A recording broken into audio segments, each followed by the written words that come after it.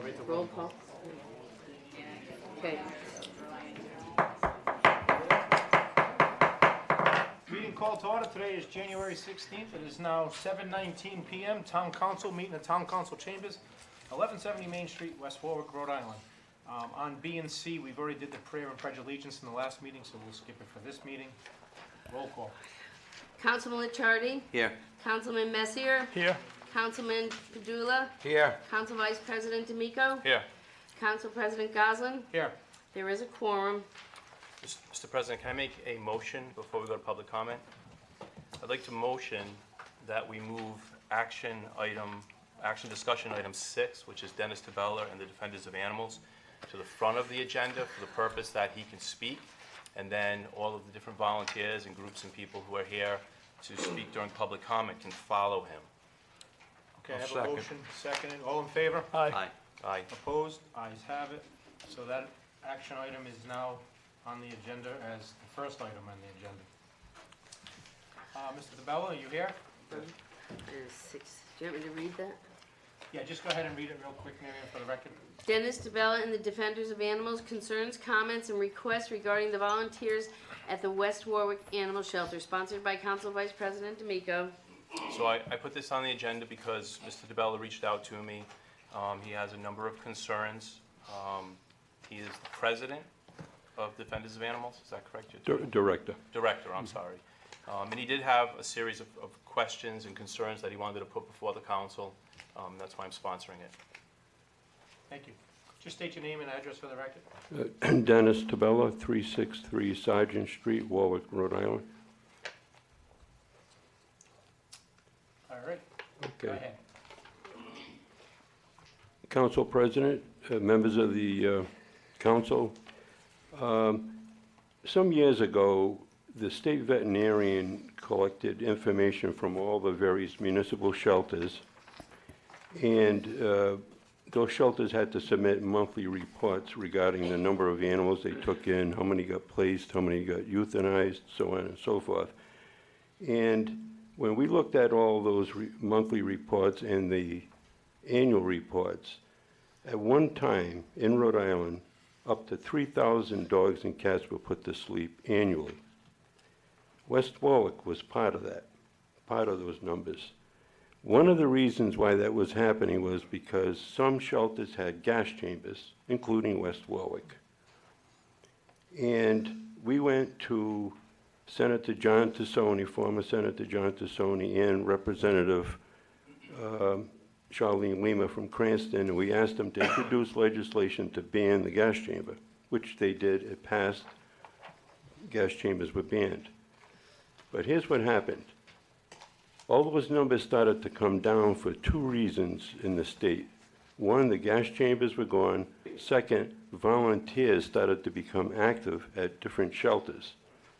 Those two things combined got the numbers way down.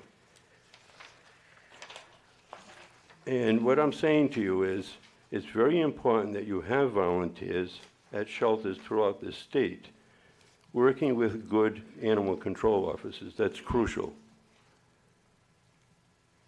I know what happens to dogs and cats when you don't have experienced volunteer organizations.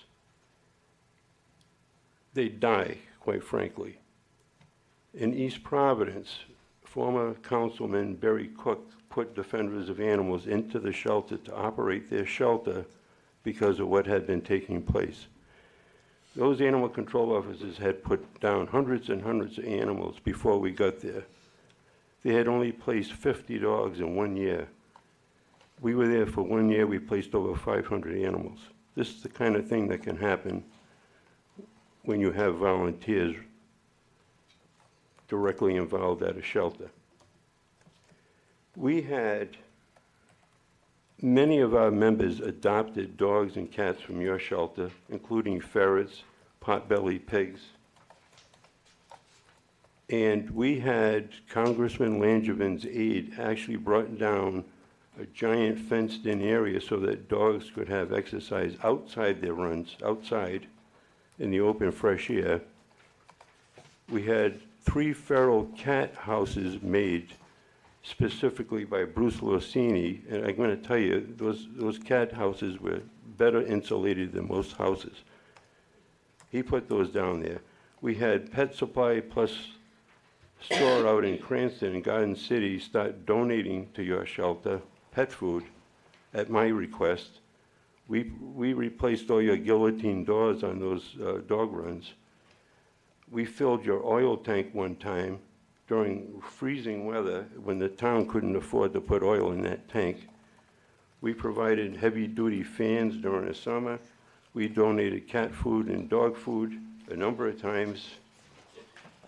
We provided funds for medical emergencies at Warwick Animal Hospital, including ultrasounds, x-rays, blood work, senior profiles for dogs and cats, the older ones.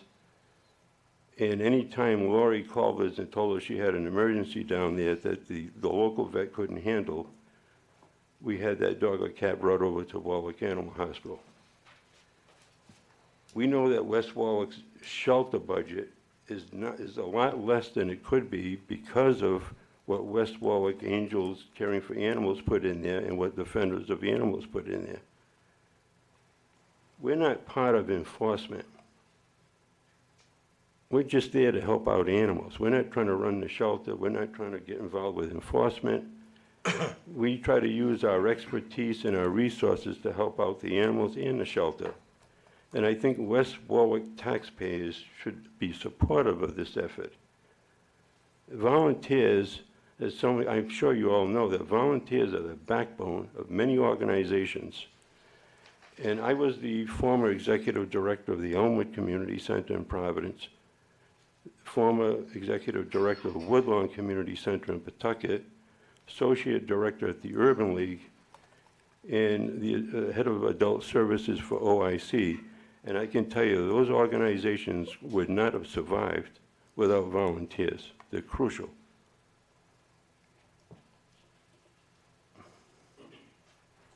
I think that we were never told why we had to leave the shelter. It's been over 2 months.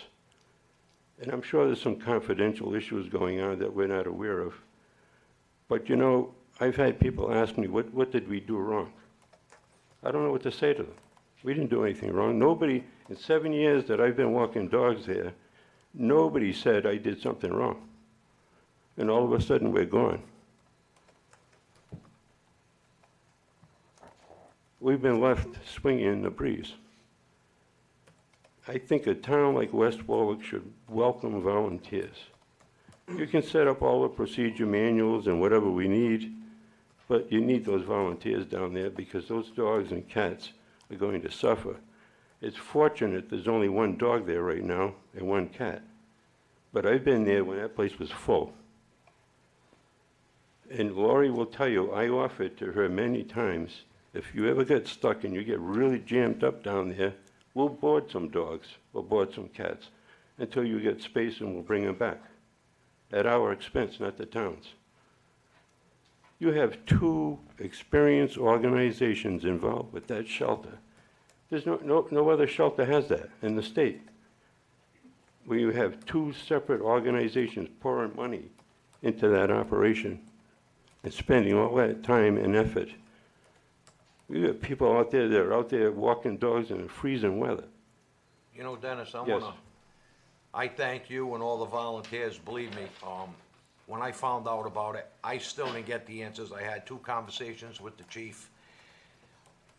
I think it's critical that no matter what the issues are down there, that it's taken away from the police department. If the police department can enforce the laws, I think this belongs back in the town's hands, where there's no personnel issues, where there's no whatever issues might be.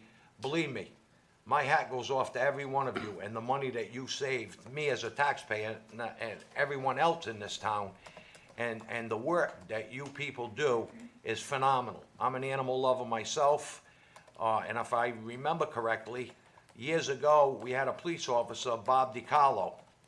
He fought against putting dogs or cats to sleep. And to my knowledge, I thought that ended years ago.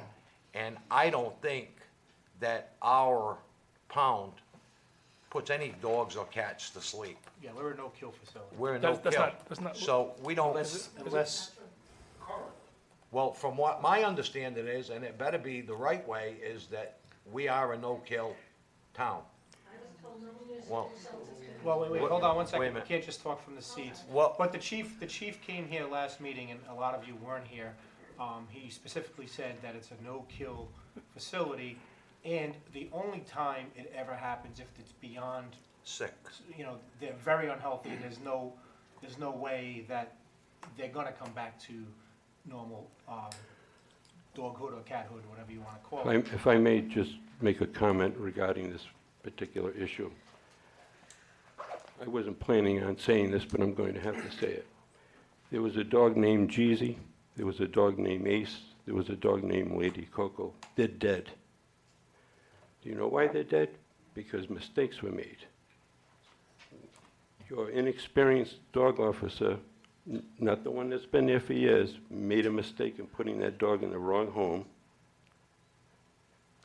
Second, anytime you have workers down at that shelter, I don't care if they're plumbers, electricians, whoever, you do not move dogs around, especially big ones, especially certain types of breeds. You don't do that. Third, your inexperienced animal control officer was told that one particular dog needed exercise outside before it was walked by any volunteers. That wasn't done. The volunteer got bitten, not from Defenders of Animals, another volunteer. I'm making these 3 points because I don't know all the answers, but I ran a dog pound before for under contract with the city of East Providence, and there's certain things you do, there's certain things you don't do. I don't place a dog or a cat unless I do a home visit. I know dog pounds can't do that, they can't afford that kind of time, but while you're running a shelter, there's certain procedures. You eliminate as many risk factors as you can when you're dealing with dogs or, I mean, there's certain things you just don't do to a strange dog. You don't put your hand on that dog's face if you don't know this dog. But you have an experienced animal control officer that's been there for what, I think close to 12 years. And by the way, I've been doing this for 40 years. I don't get paid to do this. This is all volunteer work that I do. Thank you. I chose West Warwick because of Laurie Rivard being there. She knows what she's doing. That's why I'm there. That's why Defenders of Animals is there. Just please take that into consideration. My recommendation, my last word, was going to be, this council, I would ask you to take control of this situation and put the volunteers back into that shelter. There's a couple of procedures that we are looking at, including, you know, I've had conversations with the town manager. Personally, I've never knew this until last week, but there's no type of waiver for personal injury down there. So we have to look at possibly doing that, because we've had, over the past few years, a few claims from volunteers who got hurt down there. So we have to look at that. One just recently. So we have to look at town responsibility. We also had personnel issues that the town manager is dealing with. And it's amazing because what I know and some emails that I received, those personnel matters were in the emails from people who might be here tonight. And, you know, so obviously everything wasn't kept to the town's situation. Mr. Council President, if I may just caution the council about referring to what Mr. Tabella indicated, what his opinions are about this other person, because it is a personnel matter. So I would caution the council to be very careful how you structure any statements or comments. Well, I as it wasn't relates to talking about Mr. personnel. DeBello's comments. I know there's issues that the town manager's been working on with the police chief. And, you know, there has to be some restructure and some guidelines and some safe havens for the town also. You know, if somebody does get hurt down here, like you said, if a volunteer or anybody sticks their hand in front of that dog, gets bit or whatever, if the volunteer now becomes, you know, suing the town or a claim towards the town, you know, we have to make sure that we have a waiver signed also, because, you know, we have to look at our side of it also as far as the dangers and everything else going on down there.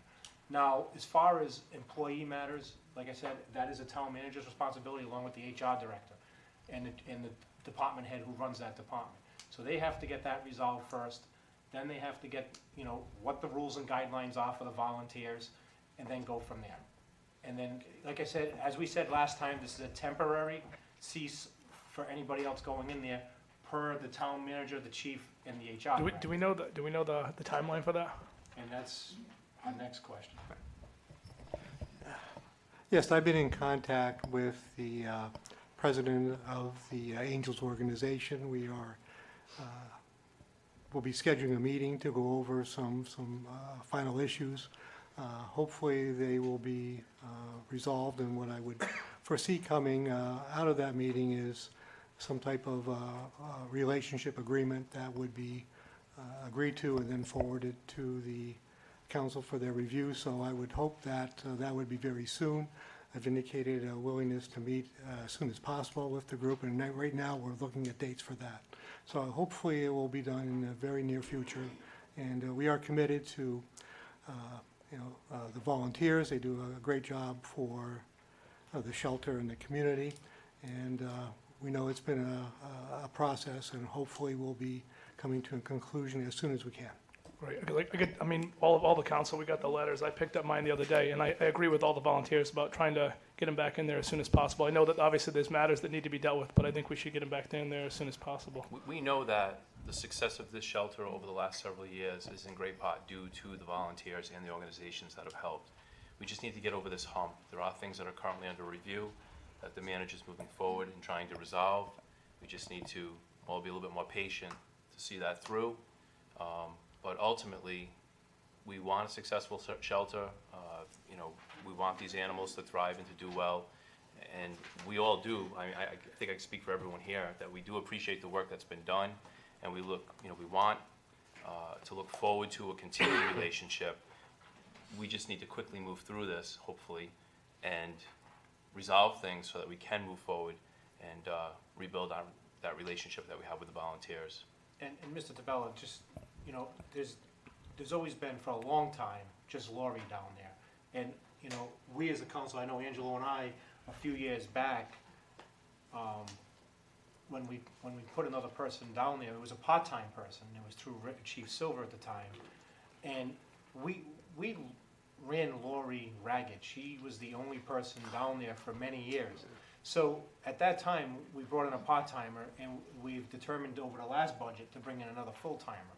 Now, you definitely, you cannot run that with one person down there. And, we need to get the personnel issues resolved, and then we can get everything squared away on our end. There's no intent from anybody up here, and I want to make this clear because I've had conversations with mostly everybody here. There's no intent from this council to not use volunteers down there. I'm a volunteer in baseball leagues, basketball leagues, in what I enjoy doing, and I know this is something that everybody who volunteers enjoys doing. So you don't do it if you don't enjoy it. And, and again, like Councilman Badula and Councilman D'Amico said, the success of that pound would not be there if it wasn't for the volunteers. And like you said, it's incredible that we have two groups and a large contingency of groups, individuals in those groups that want to help and volunteer down there. I'm on the soccer field, the baseball fields. I see the volunteers walking around all the time, helping out as much as you can. I have to shag my foul balls out of there sometimes and get, climb the fence and get all the foul balls. But I know in the spring and summer, it does get busy down there. A lot of pets are in there. We have been lucky with only 2 pets in the last couple of weeks. But, I've been down there, like you said, at the Bakken, and it's a full house in there. And we know we need you. And it's simple, we do need you. So we continue to hopefully get that relationship rebuilt with both groups and with the town manager and the police department. I have petitions. Can I bring them to you? We have, is it any of these, Well, or No, this is new. okay, Collected a number of petitions that they'd like to from present. Petco and all that? Oh, boy. The only petition is if we disagree with you. We're I know, agreeing. we're agreeing with you. Thank you, sir. It gives public consensus, right? Yep.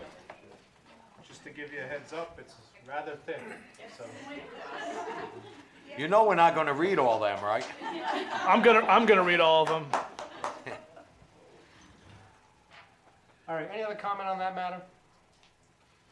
Just state your name and address for the record. Supposed to look me in the eye or I lower it down. You can, My name is Mary Young. I live at 58 Pond Street in West Warwick. And I'm speaking as a resident, also a proud dog mom of two little pups that I adopted 5 years ago from the West Warwick Animal Shelter. They make me laugh every day. I had some questions about the specific lines in the finance report, and I don't know if that was the financial advisor who left. no, that was actually for the sewer department. Oh, okay. Maybe I can just go through everything that I have here.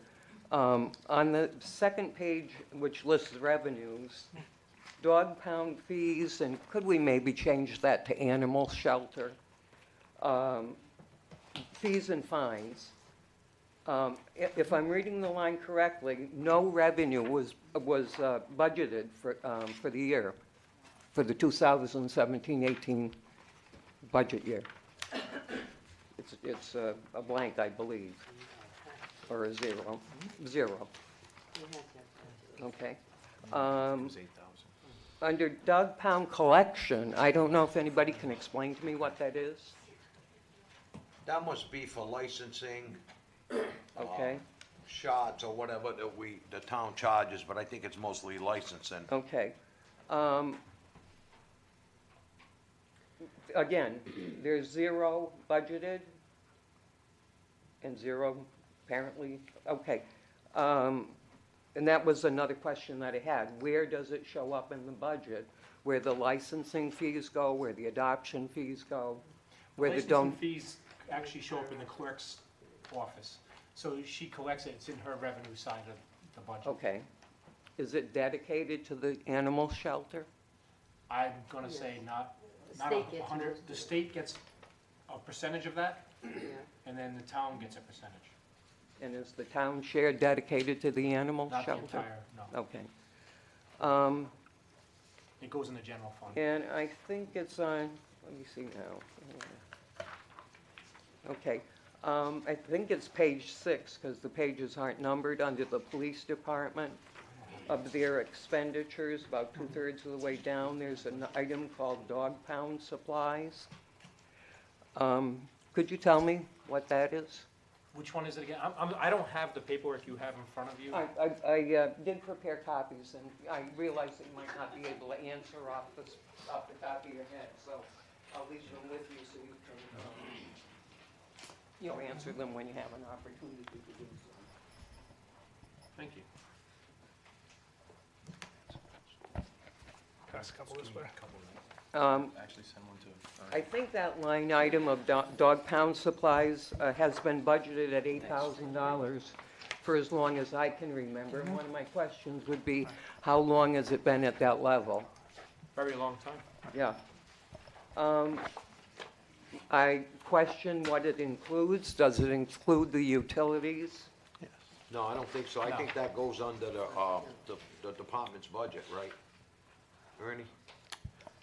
I believe, and I will check, but I believe that the supplies are the electricity, utilities, and building maintenance. Back. But I will check. Okay. Chief can maybe answer that. Oh, here we go. I didn't think John was here I didn't today. see him back there. You hiding, chief? Does it? Okay.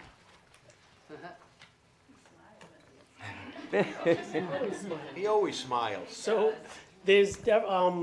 first of all, I totally agree with you with dog pound. It should be changed to animal shelter. We don't really call it a dog pound anymore. But with that being said, so we've had a budget and it's been that way for several years.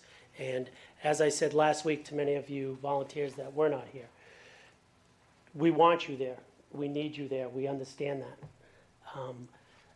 We don't kill animals like we used to in the old days with the gas chamber. That's history. Laws have changed to protect animals, and rightfully so. The police department's committed to the humane treatment of animals. We know without you volunteers, it'd be much harder for us. There's no way we could run it with $8,000. So to answer your question, Ms. Young, the $8,000 goes to supplies. As you know, You folks buy a lot of things for us, whether it's medicine, whether it's blankets, whether it's food, whether it's whatever for the animals. That's what that $8,000 goes to. I know that we sent you a letter last week. I'm not sure if you received it. It went to a P.O. box to meet. Lieutenant Blaze sent it to be part of this process. That went out last Tuesday or Wednesday. So I don't know if you check your P.O. box regularly, but you should be receiving a letter. But to answer the question, that $8,000 has been there for several years. Supplies such as medicine, food, the blankets. Sometimes we have to send blankets out to be cleaned, to be washed or what have you. So that's all fits into that under the animal control. Does that help you? Maybe. Thank you, Chief. You know, I'd really like to see some documents on that. I have a few questions on the 2017-2018 budget and a few comments on the animal control chapter of the Code of Ordinances. On page 6 of the revenue budget for the 2017-2018, again, there's a line item, dog pound collection. There's no numbers. Haven't been since 2016 at least.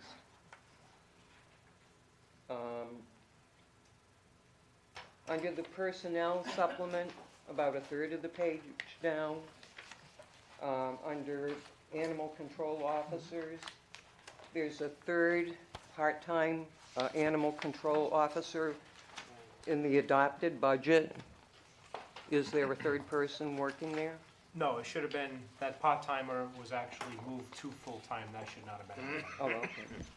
But it is a line item, will that money be Because the coming back to the individual that's there town? now, not Lori, the other, I forget her name. Chris, she was actually a part-time move to full-time from the previous town manager in the budget.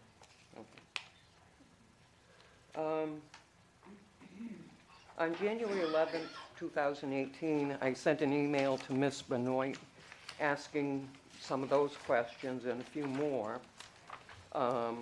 Ms. Benoit forwarded my request to the town clerk, Mary Ann Kelly.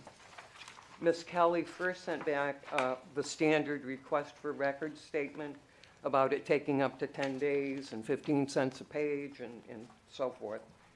I then asked Ms. Kelly if I could just come in and take a look at some kind of budget book, because I'm old school.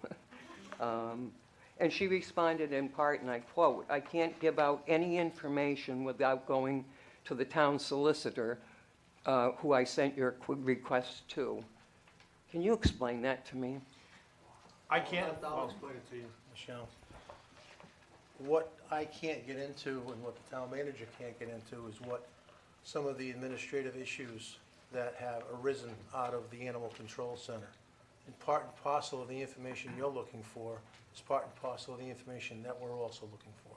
Okay. So, once that documentation has been provided through Angels, or the West Warwick Angels to the manager, we're gonna be able to, hopefully correct some of the problems in the past as it relates to some accounting, some inventory issues, and some administrative issues, because that's where a lot of these problems are. So when you ask a question about why there's no revenue or there's no expenses, a lot of that comes from the fact that there's no records that we have right now. Not saying that they don't exist, that just we have not seen them, nor have we seen them over the past few years. So that's where we are on some of the administrative stuff. So Ernie has been working diligently, as I have, to get a letter out to Lori Rivard. Councilman D'Amico's been involved in it to try to get this information and then to go forward. But your questions seem to be more budget-focused versus volunteer-focused. Absolutely. I just want to remind the council, the issue on the agenda is dealing with volunteers and budget, so we're getting dangerously close to perhaps a open meeting Excuse me, issue. this is a public comment section, isn't it? No, it's not. You're still on Mr. Tabella. we're still on Mr. Oh, okay. Tabella's item. I thought he finished. Right, but his section of the meeting hasn't finished. Oh, okay, I actually asked, does anybody else have any comments on this item? okay. Well, can I finish? Sure. I mean, Okay. the council has the I say. Okay. Yeah, so what I'm saying is I'd like to know where the licensing fees, I've got an understanding, a better understanding of that. There are adoption fees. There are cash donations made to the shelter, and I'd just like to know where they're accounted for. I guess we're all asking the same question. So would we. I'd like to know how much revenue is generated from each of these sources. And I'll give you just an example. In March of 2015, Belize Auto donated $9,150 to the shelter. And I guess maybe we don't know the answer to that question. Okay. Let me put it to you this way. That money did not come into the town's coffers nor through its general fund. You mean the picture that I have of Belize presenting their big check to Sergeant or Lieutenant Tiernan? Who's the check made out to? Pardon me? Who was the check made out to? I can't read it. I believe the check was made out. I don't think those big checks are the actual check anyway. Pardon me? Yeah. I think the check, and I may be mistaken, but I think the check may have been made out to Angels. Because I believe there was also another check from a Las Vegas night or something up in Lincoln. Yes, the past yeah, that 3 was- months with that- Representative Yes, that Serpa. was. Again, that money was directly to the, Can you speak to that? yeah, that went directly to the nonprofit. So again, what part and parcel what we're looking for, the same information that you are regarding finances, regarding expenditures, regarding veterinary bills, things of that nature. So once that information has been provided to the town from the nonprofit, I think the, not only will the finance department, but the manager will be able to provide a report to the council as to what types of dollars have been coming in and what types of dollars have been going out over the past couple of years. My second line of questions is regard to the Code of Ordinances as it relates to the shelter. And Part 2, Section 4 deals with animal control, and specifically Section 4-27A says the dog officer shall be the executive agent in charge of this article and shall be directly responsible to the chief of police and the town council. Something I learned only recently, and I think all of us need to understand, is that the animal control officers are civilian employees of the police department. And what that means in part is that they cannot rise in the ranks. They never become a sergeant or a lieutenant or anything else. They are and always will be at the bottom of the pecking order. Now, somewhere along the way, it seems 2 phrases in the section have gotten overlooked. The first is that the ACO is the executive agent for the entire article. The section only contemplated 1 ACO in 1984. Now we have 2. And in my opinion, the senior ACO should be designated as the executive agent, because that's where the buck stops. The second phrase, shall be directly responsible to the chief and council. At some point, it seems the oversight of the ACO and the shelter was delegated to a lieutenant's supervision. And the problem I see with that is that there is a frequent turnover of who is in charge. Individuals who have little or no understanding of an animal shelter, or as importantly, no institutional knowledge, are promoted to it until they get promoted again. It's not clear to me who actually gave the order for volunteers to be removed from the shelter, a lieutenant or the chief. Whether or not the, quote, Division of Animal Rescue remains within the police department, it's my opinion that the language of that section should be complied with as written. And it seems, and Chief Magera responded the day I sent out my email open letter to all of you. He not only responded by email, but he also called me, and we had a good conversation. And from that conversation and from comments that Councilman Padula has made, it seems that something has been in the works for a while to make some changes to the Division of Animal Rescue, shall we say.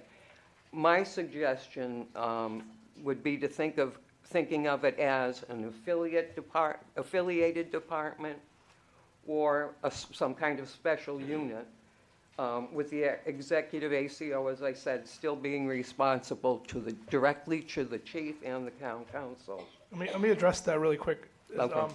Are we allowed to speak on that issue? It is two separate, If you're treating this as public comment, you can choose to respond. Okay, yeah. But again, yeah, I just want to clarify, that Let it me is, just clarify, we're gonna move into public comment. so take Ms. Young's comments as public comment. I'm almost finished. if if we that wanted to, helps. if we wanted to do something like that, where one of the officers was the senior officer, how would we do that? Would it be a change of ordinance? How would we Again, do that? that would be contractual, You have to be Okay. contractual, and you'd have to have So- negotiation. Okay, so that would be contractual. okay, I just wanted to know how if we decided we wanted to do that, how that would happen.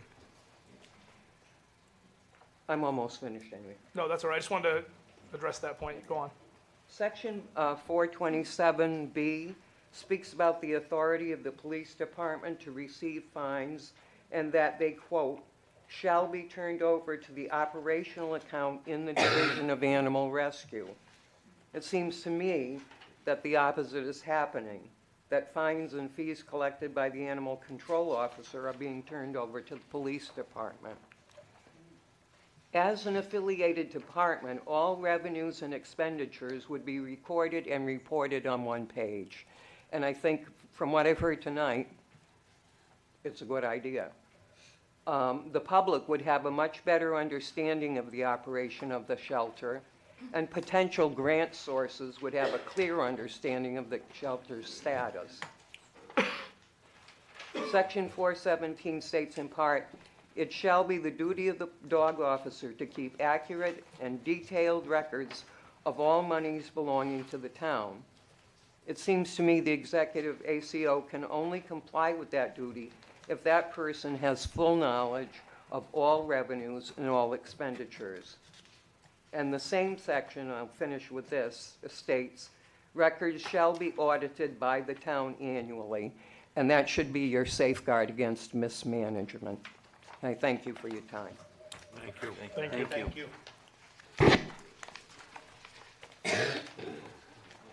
Okay, so,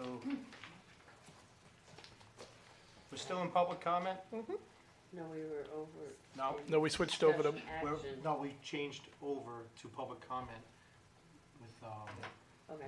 So now we're we're still in public comment, so, Public comment on this item? no, on public any- comment overall. everything. Every, When I asked if there's anything else for Mr. DeBella, she actually stood up and I thought she was speaking on Mr. DeBella's speech, but we're gonna move right into public comment to make it easier. Hi, my name is Joan Levitt. I live at 11 Harvard Court, Cranston, Rhode Island. Good evening. I am president of the West Warwick Angels Caring for Animals for the past 60 days. And I have been volunteer coordinator at the shelter for 11 years. I would like to, at this point, go back and let you both know, all know, that there are town waivers that every volunteer has to sign. It's a 2-page town waiver. They are at the shelter. In the event that somebody got hurt or anything, there's town waivers there. I'd like to see a copy of that, because when I They're in the asked- shelter. Okay. I don't have them, they're at the shelter. may I ask a question? Yes, Is it a town waiver or is it an Angels waiver? town waiver. Angels has their own waivers. Okay, so there are both waivers available down there? Angels, we have Angels waivers. Yes. The town waivers are at the shelter. All right, I guess my question is that the waivers that the Angels sign, are the copies made available to the town? I have them if you, Thanks. yeah, they could be available, Thanks. yes. Town volunteers, shelter volunteers are split up in 3 groups. There's Angels, there's Defenders of Animals, and then there's shelter volunteers. Some go through all 3, some are only individual. There could be just one person that goes in there, they're just a shelter volunteer. They have nothing to do with Angels, nothing to do with Defenders. So there are 3 different, forms that people have to sign.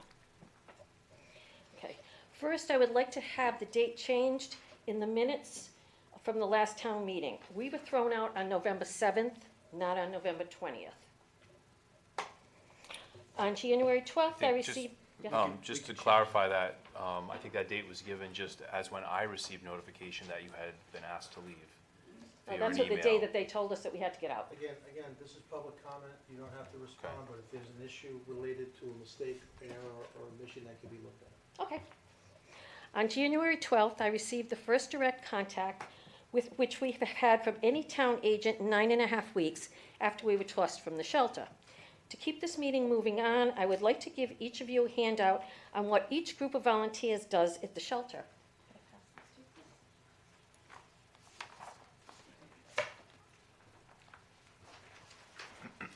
These are the bills that Angels paid for the years 2013 to 2017, totaling over $60,000. Should we go back to when Angels was founded, that number would be over $100,000, spent on animals as well as shelter itself, such as the storage unit that we purchased and built to put on the shelter, the back of the shelter. We paid for and built a French drain, paid for most paint for inside and outside, as well as the volunteers actually painting. Washing and drying all of the laundry for the shelter, which is in excess of over $1,000 a year. Paying for any and all medicine in the shelter, paying for all surgeries besides spay and neuter, paying for all stays and neuter of all animals in the shelter since 2008. The following are a few examples of what we have accomplished. Sage was a 2-year-old American bulldog who was surrendered to the shelter. Unbeknownst to us, she had a small incontinence issue as well as being abused. Once she was evaluated, it was determined that she needed to have a kidney removed. Once that was complete, the volunteers had to work with her so she could realize that every time someone came near her, she wasn't going to get beat. This took a lot of time. We also had to teach her how to love and how to be loved. As with a number of dogs, she was getting anxious from living in a kennel. We in turn got her meds to help. She was still having some issues, so we knew that we had to find a home for her or put her down. No animal should live in a shelter for any length of time. A very nice family from Connecticut called about her and then came to see her. After 2 hours, they took her home. Now, when asked about her, the animal control informed them she didn't play with toys, she didn't like bones, she didn't really like treats, and walking was on her terms. Shortly after she was adopted, the shelter started receiving pictures and stories from the family. It appears that she was playing with toys, eating bones, taking treats, and going for long walks. Yeah, we did look like liars. The last picture I remember was of Sage lying on the couch, sprawled out, with bones, toys, all around her, and a content look on her face. The family was sitting on the floor, watching TV. The family wanted us to know what a wonderful addition to their family she was. Sage cost Angels $676 in medical. That does not include any special food or treats that we bought for her, as well as toys. Her adoption was $10 to the town of West Warwick and $50 to Angels. Sage cost Angels $626. When the ACO told us how well Sage was doing in her new home, we were high-fiving and saying that's what it's all about. In the next breath, we asked, what fundraiser can we do to get money for the next animal who needs this? Eddie, an approximately 5-year-old mutt, came to us with maggots, internal as well as external. He spent the first 5 days, 5 days in the hospital quite sick. When he came back to the shelter, we had to build him back up slowly and with high-quality food, approximately $2.50 a can a day. He was adopted out to a lovely couple who adored him, as well as their neighbor who waited every day for Eddie to come out so he could give him special treats and play with them. Eddie cost Angels $809.40, less the adoption of $10 to the town, to the shelter, and $140 to Angels. So we ate $669.40 for Eddie. It was totally worth it. How much those owners loved him. And again, another fundraiser for the next animal who needs it. Lastly, someone took 13 kittens, put them in a box, and left them at the gate of the shelter. They were approximately 3 to 4 weeks old. We needed to bottle feed them, as well as vet them, and all other issues that needed to be done prior to adoption. Over $3,000 was spent on taking care of these kittens. $49 for a container of kitten milk alone, and we went through a ton of kitten milk, as well as surgery and vet appointments. Sadly, one kitten passed away. We took in $880, and that meant we spent $2,120 on these kittens. Angels volunteers worked tirelessly, fundraising for all of this money to help the animals. The West Warwick Animal Shelter is, if not the only, 5-star shelter in the state.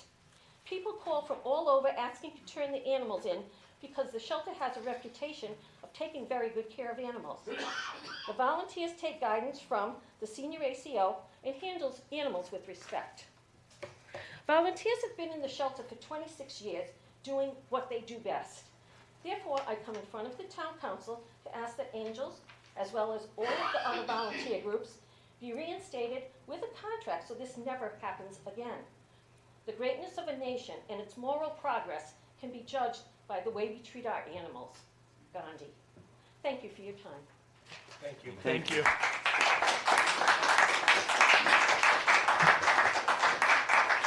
Any other public comment?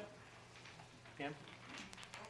I don't know how to do this. I've never Just done come up, state your name and address for the record, then say what you gotta say, and keep it clean. Oh, that's asking a lot. Okay, my name's Catherine Monahan. I live at 9 Baker Street here in West Warwick. And I have a comment and a question. My comment is this. I understand there's one dog at the shelter right now. Her name is Lena. She's an awesome dog. She stays in there much longer without being exercised and played with and interacted with. She's going to get what some people would refer to as cage rage. Without her interaction, she's not going to be adoptable because she's going to jump. And someone, if she came from a home who had small children, who had other animals, she's going to lose what she had coming from that other home. If she was in an abusive situation, she's not going to learn how to trust, how to love, how to be loved. She needs to get out. She needs exercise. She needs to go not from one kennel to the next while her kennel is being cleaned. She needs to get out. She needs to be walked. She needs to be played with. My question to you folks is this. I understand, believe me, I've been in management. The cogs of management and government move slowly. There's a lot to take into consideration. There's a lot to look up. There's a lot to be involved in. My question is this. Can you give us a rough idea as to how long it will take before volunteers can get back into this shelter so that we can take care of these animals and make sure they're adopted and they don't get turned back in? Thank you. All right, that's a question for you.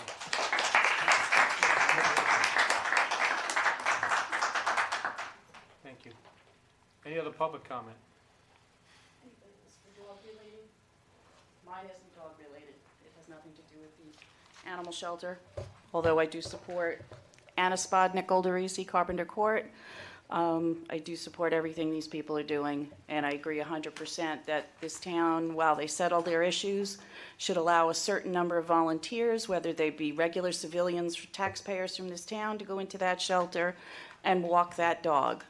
And if this town can't manage between all these people here and a police department and a town manager and all we have to get somebody down there, if you turn a taxpayer away, then you close the shelter, because that makes no sense. Taxpayers should be able to go in there and walk that dog.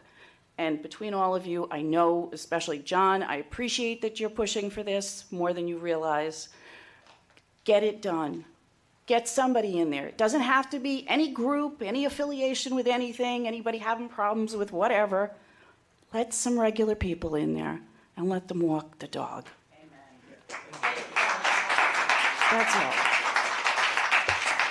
Let the poor animals see other people and get interaction. It's critical.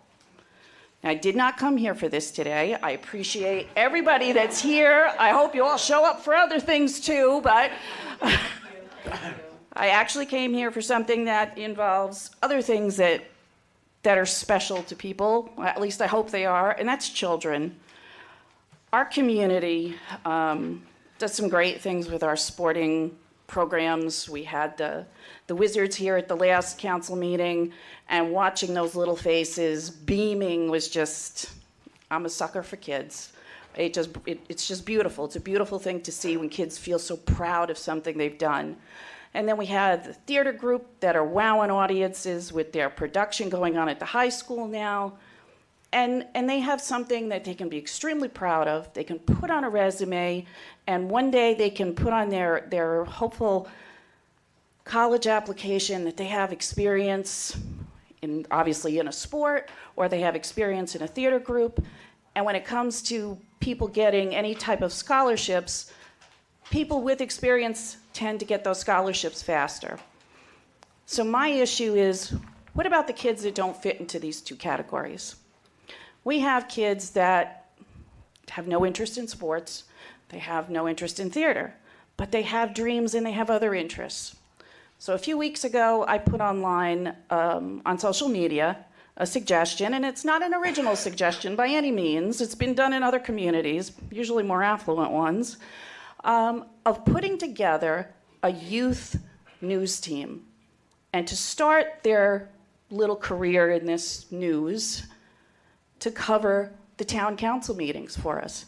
We can have the same recordings, and I'm not here asking for permission because it is anyone's right to record a town council meeting. But what I'm doing for a couple of reasons. One is people that are out there in the video world, if your kids are interested in this, please. I am going to be working with the most incredible woman, Tammy Collins, who everybody knows has been leading the STEAM Scouts for many years. They are actually now the STEAM Club because they're related with the 4-H Club. And we're going to try to put this together. So, we haven't approached the 1 school minute. department yet. I did see your comment, and actually Angelo's son did something similar to this last year, well, a year and a half ago, when we did the campaigns. I think the person you'd want to contact is Mr. Ryan at the high school. I was just gonna say, this is probably something that you wanna go to the school department with? We will go to the school department, but if we're put because- under any restrictions, No, then Anna, we could do it independently. Actually, when we were looking for people to run the audio equipment here, when we first got this equipment. I think Councilman we didn't Giroux like it for it. suggested that. My son was one of them that started it, but unfortunately, as the kids get older, they have to work, and they Right. can't get here. So, and Councilman Padula's son, Zach, interviewed, he did a phenomenal job interviewing candidates. There's so much going on that, at that school department, don't think it's just sports. Oh, no, In don't. theater, there's a lot of music, entertainment, there's. What we wanted to video put graphics. together There's a lot of is a stuff little going on. bit different. And again, this is from other communities. I've seen programs on it where you're going to have your producer, you're going to have your director, you're going to have your journalists. And they're really going to get ground zero experience doing what they're doing. And there's other areas that we can spread this into.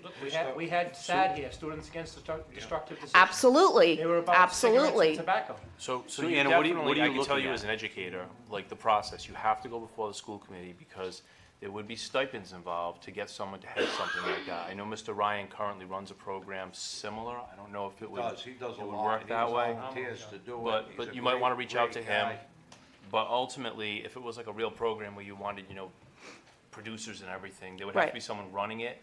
There would have to be a stipend contractually, so you have to go to the school department. That's to why one of the- I'm saying if we're put under any restrictions by the school department, and that sounds like one to some degree, there are people in this community that have experience in all facets of this particular type You're gonna of find that thing. if you go before the school committee, that's there, they're very open to these ideas, they're great people. You might be pleasantly surprised if you could put the Oh. idea in front of them. And we will, there is no doubt about it. But again, we want these kids to have every available ability for equipment, for making the choices. And we don't want influence, not even by the parents organizing this. There should be no influence. I'm sure every member of this council would volunteer in some way, shape, or form, but you can't because we don't want any bias. I mean, we want to make sure that they're recording as we all battle each other. And that was the last thing I was going to mention, is maybe it will help keep the town council meetings a little bit more civil. Maybe, just a little. They're rather civil now. You know what I mean. Right, Angelo?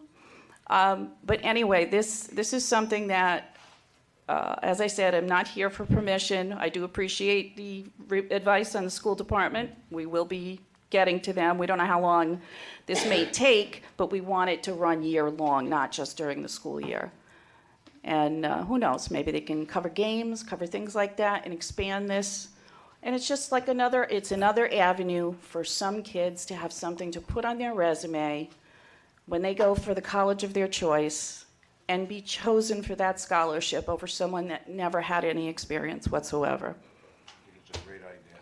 So hopefully, you'll be seeing some kids around here in the near future, and they will be very successful at what they're doing. And that's about it for now. I'm sure I'll have more comments later. Great idea. Thank you. Tom?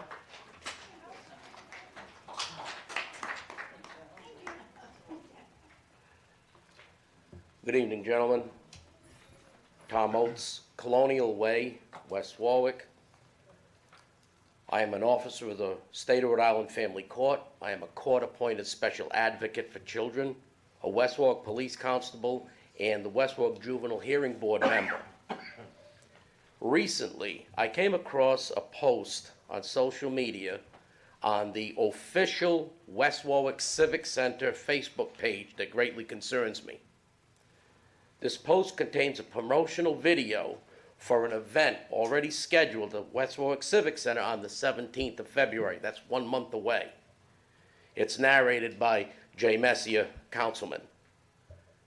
This event's called Brawl for It All, and it's touted as a grudge match where, as stated in the social media, that if you've got a street grudge or a family feud, you can battle it out here in West Warwick at the Civic Center, settling grudges like they used to do in the old days. This event promotes pitting brother against brother, father against son, neighbor against neighbor. It'd be just like me challenging my good friend Fran Padula to an axe fight behind the high school at 3 o'clock.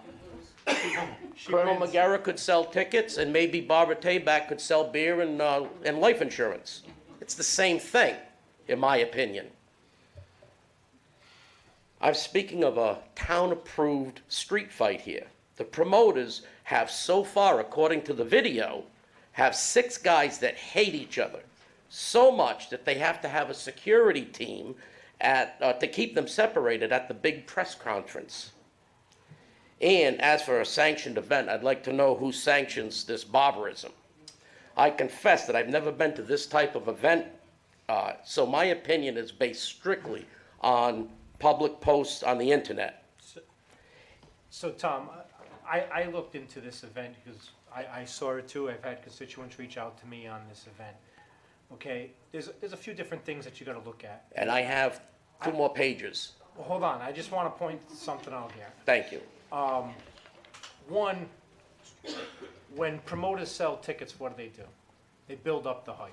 They promote, well, Okay, they build up the hype. I don't care if it's WWE. I don't care if it's Mike Tyson versus Holyfield. exactly. They build up the hype. I understand that, Okay. and I don't have That's the first experience thing. with this. Second thing, I asked about that. I asked about if Angelo and I wanted to go up there and fight. That's not how it works. No, it's, Okay. Well, that's how it's touted. Wait a That's minute, exactly wait a how minute. it's That's- touted. I understand that, but this is why I looked into it. I want to clarify what you just said. If Angelo and I wanted to have a fundraiser boxing match, okay? If Angelo and I want to have a boxing match up at the Civic Center, you actually have to go get sanctioned. You actually get sanctioned by the boxing commission. You actually get trained. And if you look at the individuals who are boxing, I don't know if they really hate each other. I don't know if they're building this up. That's a I sports personally event. don't know. That's a sports event. That's exactly what this is. It's still very- That's not how it's touted. It's touted as excuse me, One at a time. it's public comment here. This is touted as a grudge fight, a street fight, and if you got someone that you're pissed off at, you're gonna duke it out in the ring. Plain and simple. It's nothing about sports, nothing about anything else on this, the way it's promoted. can I add something to it? No, I'm not done. I'm gonna finish. And if there was ever a perfect place for this, it's West Warwick. Talk about a low-degree opinion of the town that you're elected to lead and support. Too many people in this state already have referred to this town as a white trash redneck village, just like Dogpatch in the Little Abner comics. We don't need a councilman perpetuating that opinion of our community. And I also, this is most important, find it rather presumptuous, foolish I might add, to have already printed tickets and sold tickets for this event that has yet to be presented before this council, which is the group, the body that may or may not approve this. It's a month away. The video posts for this event claims a smoking bar area has been designated. It further claims that food and alcoholic beverages will be for sale. That cannot happen, plain and simple, by the town ordinances. There's a legal contract entered into by the lessor and the lessee, being the town and the promoters of this function. And I'll refer you to a legal contract titled West Warwick Civic Center Facility Use Agreement, Terms and Conditions, primarily item number 7, safety, line E. Alcohol and smoking are strictly prohibited on Civic Center property. End of story, but there's another whole paragraph behind it that says lessee agrees that all individuals connected with the lessee's use of the rink and/or field house buildings and/or grounds will be informed of this policy and abide by these rules. Lessee agrees that any individual associated with the lessee by means agrees not to bring alcohol or tobacco products onto the premises. And while we're at it, I might suggest that the solicitor review terms and conditions number 16, because that states concessions. Lessee shall not sell, serve concessions, including but not limited to cigarettes, cigars, beverages, food, gum, refreshments of any kind within the space unless expressly approved in writing by the lessor. Well, the lessor cannot approve them selling tobacco products or alcohol products or food by safety number 7. It's a conflict, and I don't see how that could ever happen.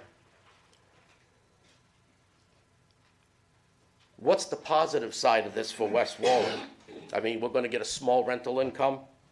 That's about it. These promoters, you have someone who's going to sell beverages and food. He's going to make a fortune selling tickets at $45, $75, and $750 a table, or whatever the prices are. That's a big amount of money. And according to some of the other videos I've seen on social media, this is almost sold out. It's not been before the council to be discussed yet. I don't know how they can do that. The way it's currently promoted on the World Wide Web, I feel it's counterproductive. I feel that it's counterproductive example that we should be teaching our children and young adults. I spent countless hours in family court. Most of you know who I am and what I do, advocating for children with this type of violence every day. And it's one of the reasons kids are in the system to begin with, is due to violence at home. Just Wednesday evening, I sat in the juvenile hearing board up on the hill. We had 9 cases. Every one of those cases was a juvenile who was arrested for criminal physical assault with injuries. As a board, we stress to these children, your children, that they have options in life. They have choices. Lashing out and doing something to another is in a violation of the law. What lesson will this teach future generations? If you have an argument with somebody or you have a bone to pick with somebody, you just beat the piss out of each other. That's how this is promoted. And it's the way it's promoted. And Jason, if you've got the testicular fortitude to push this through the council the way it currently is, I would suggest that you move to have this on a meeting that's held up at the Civic Center or up at the high school auditorium. It's going to be a sellout meeting that night. A lot of people are upset with the way this is being promoted. And that's it on that subject. Also, I'd like to know where we stand with the 4N Properties investigation, building inspection that was brought up last meeting by Mr. John Reed. I don't know where we stand with that, but I'd like an update. Thank you. Thank you.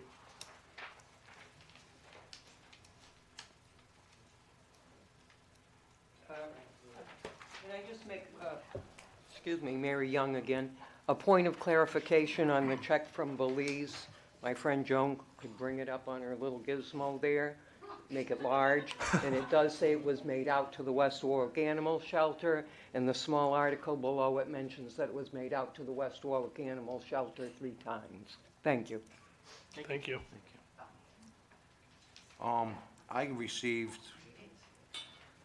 to make a comment towards Tommy, probably like every other councilman sitting here, a dozen calls on how it was promoted, I know the promoter, one of the promoters that does this for a living, and he's a very, Mr. Padula, again, I'm going to caution the council, I understand your position, but that particular issue brought up by Mr. Oates in public comment does not appear on your agenda, It'll be on the February 6th. which means nobody that wants to come here tonight and speak on the agenda would have known that it was on the agenda. So if you respond to it, I'm just cautioning you, you may be in violation of the Open Meetings Act. So I'm back to open meeting and back to commenting. So this is on the agenda for February 6th? It's on the February 6th agenda. That gives you 11 days before the event that's sold out to decide if they're going to have it or not. Why was this not put on the agenda and set up like in September, where you had time to discuss it? Sounds like this is going to roll through. Tom, I can honestly say, I don't know when the contract was signed with the Civic Center. I don't know any of that detail. I'll know more when I see it on the agenda. well, let me ask a question, and I don't know if I'm on the, I want to ask a question to the council president. How was it okayed, if it's true, that they're going to have alcohol and smoking against the town ordinance? Let me respond to that. Everything that Mr. Oates has said is his opinion based upon information that he has gathered. Whether it's true, false, or indifferent, no one knows right now. But as far as the issue of whether that beer is gonna be sold on town property, alcohol. But the only one that would have to say on that Is would, the council. would be the council, and so what no I'm one gonna- could have gotten in any agreement. Right. And listen, I'm gonna refer wait to a the minute, before centennial you- issue because the Well, town. before you go into that, Okay. I just want to clarify something.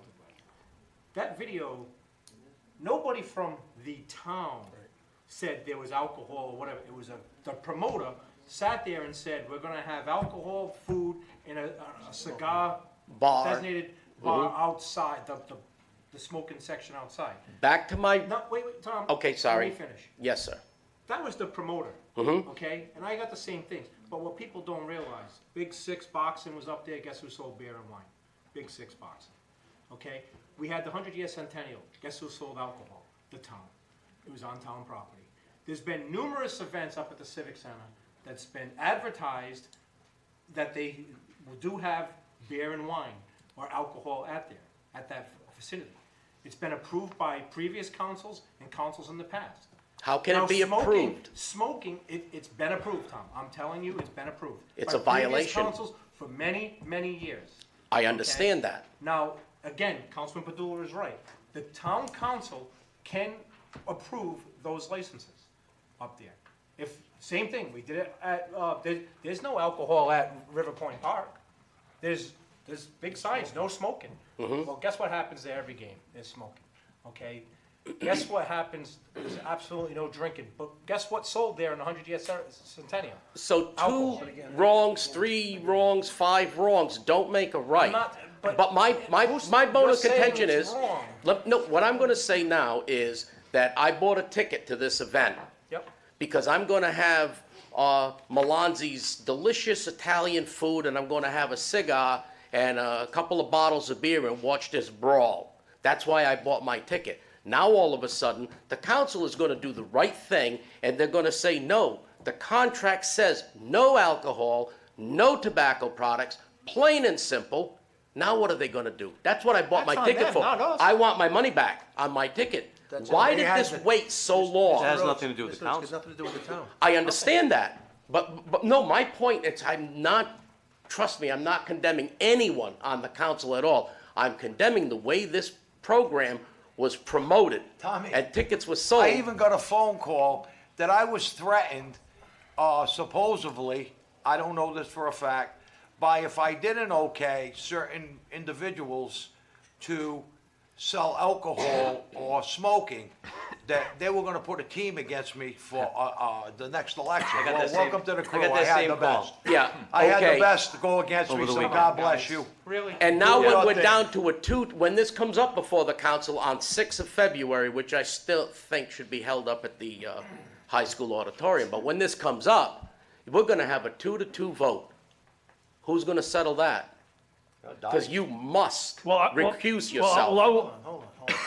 Again, you're entitled to your opinion, you've made your comment, it's going to be on a meeting February 6th. My suggestion to the council is, this is not on the agenda, nobody can come here to either agree with Mr. Oates disagree with him or debate it because it's not on the agenda. I just want to clarify one thing. I was not paid anything to promote that video. I promoted it just like I do many other things in West Warwick, so I will clarify that. I was not I never paid. said you were paid, or not paid, but what I said is the way you promoted this town Doesn't mean, well, as Tobacco Road, it's but you're saying it has to be a 2-2 vote, and that's not necessarily true.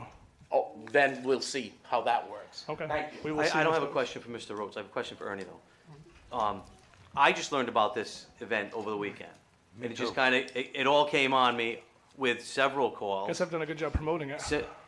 Similar to one that Angela received. I don't know if it's from the same person, I don't really care. But do you know anything about this? Have you seen the contract on this? Is it? No.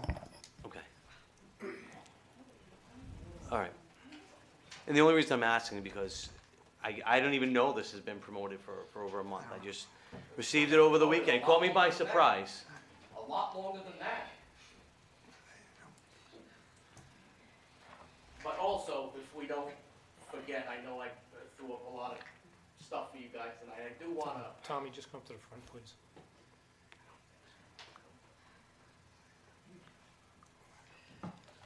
Last meeting, it was brought up about the Four Ends property and looking in an investigation on the building inspection that was never done on that building. That was brought up by Mr. Reed. I wonder how we've made out with that investigation. Once again, it's not on the agenda for the council to discuss. So all I can do is caution the council not to respond to Mr. Oates' question regarding the status of any investigation that's going on. How do I get that on the agenda for the next meeting? Speak to your councilman. We're gonna get that. On behalf of Reed Landscaping. Mr. Reed, if you want to come to the microphone. My name's Derek Reed, 62 Andrews Avenue. He has the right to ask what's going on with the building inspection, okay? I have an idea what's going on.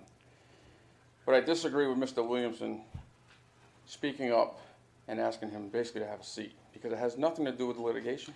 Mr. Reed. It has to do with a town issue. I'm not asking you, Jimmy, I'm not here to talk to you. I know, but you're not Just on like the everybody agenda. else. I don't Mr. want to Reed, hear from you. Four End Properties is not on the agenda. Are you Therefore, part of the town can't council? speak. Are you part of the town I advise the council? council, Mr. Reed. You I'm do? the legal counsel, yes, By I do. whispers? By whispers? Yeah, You by whisper? whispers. Am I whispering right now, or can you hear me? I can't hear you. Can you speak up? You can't hear me. It's not on the agenda, sir. Therefore, the council can't speak about it, because they're gonna be in violation of an So open when's it meeting gonna act. go on the agenda, Mr. Ask your councilman, Solicitor? ask the town council president. I'm asking you. You got all the answers. Oh, okay. Well, maybe next time. Talk to me. Maybe next time. That's always the way it goes. I don't set the We got agenda. 1, 2, 3, 4, 5 councilmen. And we got one mouth. Mr. Reed, let me just clarify something. Okay? You sat in an office with me for 2 hours I on understand where it's going from, but you got Mr. Reed, which one there. okay, but you can share the information if you'd like. You sat in an office with me for 2 hours on Martin Luther King's Day upstairs to discuss Did I this make matter that meeting? with the town manager. Did you make the meeting? You asked for the meeting. You asked for a meeting and I can. No, Mr. Reed, I got the email. I said in my, See it? yeah, wanna hear how it went down, Mr. Reed? You Go ahead. sent the entire town council a meeting. I said, at this point, Mr. Reed, I would suggest that you meet with the town manager. You replied back, I would like to meet with the town manager and you, Mr. Goslin. Correct. And you said, and at the time, I said, that was Friday. You were demanding a meeting for Friday via email. This was Friday morning. Yeah. I can't get out of work. He's got appointments. Then you also said, Councilman Padula can be at the meeting this afternoon. I said, the town manager is tied up. He cannot meet today. You said, we can meet Saturday or Monday. This man came in on his day off. I came in on my day off. And this man came in on his day off, along with your father, you, and your friend Brian. Okay? Now, if you want to share the information with Mr. You're acting like we didn't talk to you or we've totally ignored you. Yes, you are, because we've talked to you. It's none of Mr. First of all, don't First yell of at me. all, there's Don't- issues. yeah, don't Well, you make come it to the microphone and say what you want. I can say I'm what I not want. yelling. I'm a little upset right now because I sat with you for over an hour, almost 2 hours yesterday, and you act like we haven't worked with you.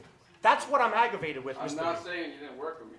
I'm not saying that. He asked So then you can fill him in.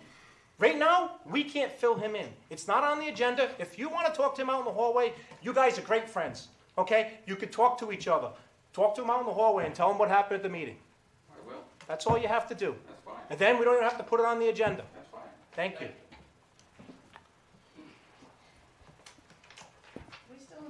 Yes, we are. It's gonna be a long night, and then you No, ask it's why not. we don't have conversations on every agenda item. No, it's not gonna be a long night, I promise you that. The solicitor just stated that something that's not on the agenda can't be discussed By the council. by the council, correct? So does that mean if something is not on the agenda, that someone can make a member of, an employee of the town who is going to make a And I know what you're gonna be presentation. talking about, because you've made it very public on Facebook. Yes, it's under discussion action, and any town employee or department head who wants something on the agenda, just because I'm sponsoring, doesn't mean they can't get up and speak on it. That's not the point. If you would hear me out, I would explain what I'm talking about. Under number 6, which we moved to the first above public comment, the name Dennis Tabella and Defenders of Animals was perfectly spelled out, and we knew that that person was going to be speaking. Under your proposed changes on the Civic Center facility use agreement, it just says sponsored by President Goslin. It does not say that there will be a presentation by Lori. And that's where I'm questioning Well, this. the Civic Center changes, the presentation is underneath that agenda item, the 2 items, and it's written by Laurie Swanson. The So, only thing that was I will ask under her that, questions. that item were a copy of The changes. in the changes in the current original contract, correct? So, and this was drawn up by her, the changes are requested by her. Right. So I will bring her up to the microphone, let her speak on it, because she runs that portion of the Civic Center. And she can speak on her Okay, changes. Now, maybe wait there's a minute, Anna, misuse of Anna, language. Anna, the Presentation is reason- probably the misuse of The reason why it's on language. the agenda tonight. Yes. Is so the council can decide what they want to do and put it on as a resolution on the February 6th agenda. That is why. So anybody, and for instance, sidewalk cleanup, all right? If Councilman Messi is going to talk about that, doesn't mean Freddie Gill can't get up and speak about that. Okay. Again, it's the terminology that you probably used that caused an issue. You said there was going to be a presentation. When I think presentation, I think someone's really going to put something up and it's going to be very detailed and very elaborate and have nothing to do with a couple of simple changes on a contract. That's all. The other thing, which is why I don't think that this meeting is going to go as long as everybody thinks it does. I didn't have the chance to read this until, unfortunately, I got here today. And this is a pretty big issue. And I think the solicitor is going to have to agree with me on this, which is going to be a shocker because we're going to agree on something. Title 42, State Affairs and Government. Chapter 42-46, Open Meetings. 42-46-6, notice effective January 1st, 2018. I can give you a copy of it after I finish reading it. Public bodies shall give supplemental written public notice of any meeting within a minimum of 48 hours, excluding weekends and state holidays, in the count of hours. The agenda for this meeting was put on in the afternoon of Friday the 12th. We had Saturday, weekend, Sunday, weekend, Monday, state holiday. This meeting does not, in any way, shape, or form, abide by the Open Meetings Act 48 hours notice. So I don't know what that does to any of the proceedings that would take place here tonight. I have no idea how this happened. I don't know why we, as a town, aren't aware of these laws. But I would love for you to tell me I'm wrong, but I'm looking at it. Well, I feel like I've now wasted my night because I don't know if this meeting should legally continue. well, to tell you the truth, I'm not going to either agree or deny with you because it's public comment and you have a right to your opinion. Okay, That's all I'm going to say. so that's really not public comment. I'm bringing up an illegal action here. Well, you have a right to challenge the legality of tonight's meeting with very many different legal avenues that I'm sure if you speak to an attorney or you do it yourself, you can figure out what to do. However, I cannot advise you one way or the other legally as to whether or not you're right or you're wrong. I don't advise you, I advise I'm the not town expecting council. you to advise me, I'm expecting you to advise him, Well, the council president. Yes. Would you like a copy of this, David? I have a copy of it. It just came out recently. It's a January update. I'm gonna make a motion to adjourn this meeting for my own behalf, and I'm gonna recuse myself from the rest of the meeting because it wasn't a 48-hour notice. And Anna brought it, it was an oversight to me, I didn't see it, but now that I know, I'm done tonight.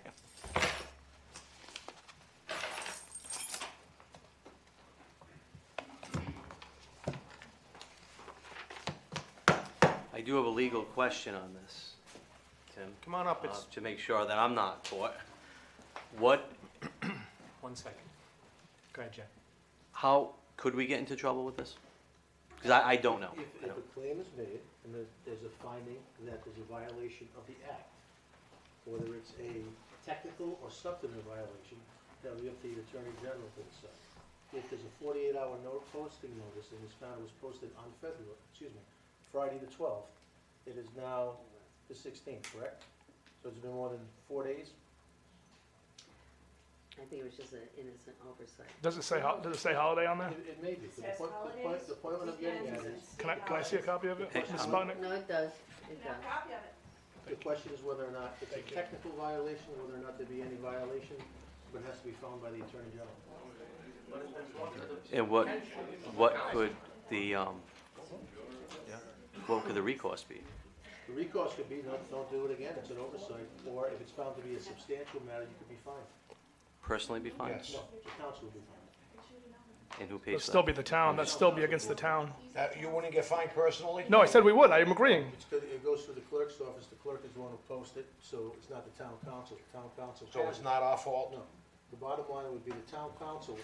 It's on record? It goes against the town, Angelo. Well, but I mean, but the town would be fine, that would still come out of the taxpayers, right? If there's a finding of a substantive violation versus a technical violation.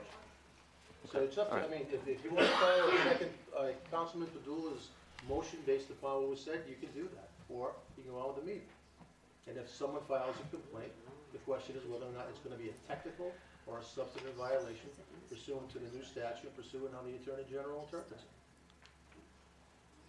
Would they find this? I can't answer that question. You can't answer, we don't know I if they made, will or won't. I made a motion to end the meeting because I don't see the 48 hours notice, and it was an oversight from what I'm just told. So either we second it or we continue and get fined. If I may add, since you've had a meeting that has now lasted almost an hour and a half, It's kinda late now. you're already in violation if someone were to file. a Even if we complaint. didn't know? Even if you didn't know. So if you carry on with this meeting, you may be subject to an Open Meeting Violation Act. If someone files a complaint, your defense would be that it's a technical violation and it won't happen again because there's a new change in the law, or they could find it's a substantive. What was previous? But you've already met, you've already been discussing matters. The holidays and weekends will count as the 48 hours. So this is new as of January 1st. This is for the entire state? Yes. Open And Meetings Act. everyone gets notified, everyone that has anything to do with this. So it's up to you, you can continue. Like I said, I've been here for an hour and 43 minutes, so. But my question, Actually- you won't answer, is will your votes be valid if you take a vote on something? I can't answer that because there hasn't been a, there hasn't. This should have been your first public comment. There hasn't been a final I ruling. wasn't expecting defenders, I mean, There hasn't been a I final ruling. didn't know and I wasn't gonna stop them. But see, you didn't want to stop them, but you waited this long, yeah. It's aggravating because the point is All nobody right, does the job. we're just gonna move on. At this point, we're 3 hours into a meeting, gentlemen. Miss? Just state your name and address for the Sarah record. Traver, 225 Knight Street, Warwick. I'm a volunteer with the shelter, former board member. I don't want it to get lost in the shuffle of a meeting, and I would like to reiterate the need that this be expedited. I just have a short story about a dog named Artie. He was the first dog that I trained and I walked, and he had cage rage, and he bit, and I took him out and I worked with him day after day after day, and he was adopted out after being at the shelter for 3 years? Over 3 years. And If it wasn't for me going in there every day while my son was at school, that dog would not have made it. And I know and I appreciate all of the comments of how you appreciate us as volunteers. And in a non-eloquent way, can we just speed up the process? We'll definitely do the best we can. I appreciate that. Thank you. Thank you. Thank you.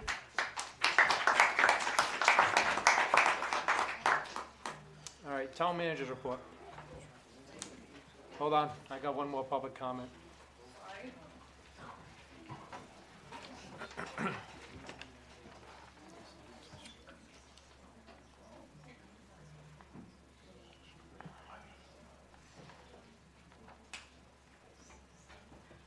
Good evening, Rachel Proto, 37 Potter Avenue.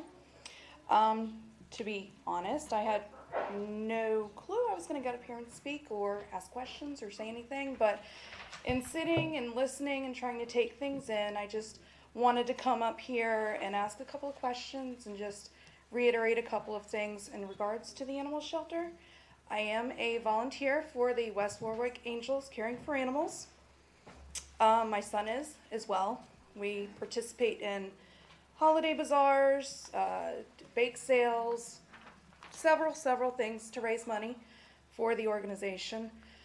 Question that I have is, during this time that we're trying to, or you guys are trying to get things situated with the volunteers being allowed to go back into the shelter, are there going to be more animals brought into the shelter? Or is that on hold right now? Are they accepting more animals into the shelter? That'd be a question for the chief, is saying yes. Yes, they are. Okay, so that's one of the questions that I wanted to ask, is that in lieu of this trying to get taken care of, there can potentially be more than one dog, one cat that is not getting the attention that it needs, not getting the walks, not, getting to be reintroduced to a loving, nurturing environment. For some people that don't have children that they birthed or adopted, little humans running around, these animals are their children. And to have these animals caged, no walks, no playing, no human interaction, I understand that it's not child abuse, but it is detrimental to any kind of animal to be neglected. And I have no qualms with Lori or Chris or Joan, Mary, anybody that works at the shelter, volunteers. I've met many of them. I've had interactions with many of them. I get along with all of them. It's not my business what's going on. Drama, I stay out of. That's you guys to figure out. But in the meantime, the animals are the ones that are suffering. Okay? And I know that you guys say, there's certain things that need to be done and dealt with before this can go back to normal and the volunteers can come back in. Honestly, you were speaking Greek to me. I didn't understand anything you were saying. But what I did understand is, it seems to me that it's been 9.5, 10 weeks, 11 weeks, however long it's been, and it could potentially be another 9, 10, 12 weeks, 6 months I can assure for you this that's to be not gonna taken care of. But you can't assure me it's going to be 2 weeks or 4 weeks or tomorrow before you guys even sit down and say, okay, Joan, what is it that's going on? Lori, Chris, animal shelter, what's going on? And get a sit-down meeting and get all this taken care The of. town manager made that very clear, that he is going to schedule a meeting, there's dates being discussed to meet. Right. And trust me, I think the faster the meeting happens, the better off it is for all parties involved. And I agree on that. The thing is, though, no one's saying this is going to be the date. We're going to try and make it next week sometime. Artie, can we at This least is say that you try to at important. least set a date by the end of this week with them? Yes. Okay, at least that way we can say that we have a date. Okay. I appreciate that. Thank you. Again, I know that this isn't comparable to sewage, This is you a big know, issue. This is a or big issue. We take it taxpayer seriously. issues This is a or- huge issue. Thank you. I appreciate that. Another question that I wanted to ask is, I know that Joan had mentioned a dog that was brought in a few years ago with maggots internally and externally, and you guys had said that there is no, that the animal shelter is not, they don't euthanize animals there unless the circumstances are that its well-being is not going to be improved. With an animal that's brought in with maggots internally and externally, I know that this is hearsay, but in your opinion, would that animal have been put down if it wasn't for the volunteers that gave it the medical treatment? I can't comment because I wouldn't know the answer to that. I have no idea. But I can say for sure that without the volunteers, that animal was saved I and think not we can all agree, euthanized. without the volunteers, the both groups, that animal shelter would not be successful. Right. And we said that earlier. Right. And without the help of everybody here and the volunteers that go down there on a daily, weekly, monthly basis, you're right, things would be a lot worse for the animals. And Right. that's why we, as a council, just discovered this a couple of weeks ago of what's going on. Councilman D'Amico was working on the details with the town manager to find out what's going on. I got debriefed, I think every council member who spoke to the town manager got debriefed on what's going on, and we can see both sides of it, okay? I think personally, and I think you just said, you're now the president after 60 days, that's been resolved. There are many things that have been resolved that I think once the town manager sits down with both groups, we can resolve those issues. Because I think personally, they've worked hard to resolve their issues, town's working hard to resolve their issues, and once it comes together, hopefully it'll be resolved and done and over with. Right. Because the last thing I want is a mob of angry people upset with the town council who really didn't even stop the people from coming. Or the Angry volunteers animal from coming. lovers are the And worst, we were, right? listen, I had a lab shepherd mix and a lab. And they were like my kids. I had a lab shepherd mix for 18 years. That dog, when I first met my wife, used to push her off the couch and stay next to me and wouldn't let her on the couch. So I loved my dogs, and I know how you feel, and I know how my family feels about their pets. Right. Sometimes people like their pets more than their children. I'm just saying.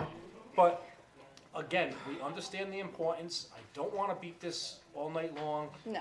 We're going to work on it, and hopefully, and now, hopefully we can schedule a meeting by next week. Okay. And get it squared away once and for all. Thank you. The last question that I had was, what needs to be done, if anything, to raise what I understand has been the $8,000 allotted towards the animal shelter for the last several years? There is inflation. Some people are lucky enough to get pay raises. The cost of food and everything is Show up to the, going up. show up to the I can tell budget, you show up to right the now- budget meeting, and that's when the public should be here during the budget meetings, and that's when we do it, and you guys can absolutely come up, so when we have the date set for that, I would recommend anybody that wants to add anything to the budget, raise it, lower it, anything, come out that time and put the pressure on us, tell us we need more money for that's the Okay. time to do that. Just to clarify, our town Yes. employees have not received a raise in many years. I'm very sorry. I did say some people though. Some people are lucky enough. Okay, when is that updated? We do not have dates for the budget meetings, we're gonna be setting the dates soon. Soon, We so, have projected dates in February. okay, and so we check have back in certain- February? Yeah, so. Okay. They'll all be You'll posted see publicly. workshops posted on the website, Secretary of State's website, so you can go on there.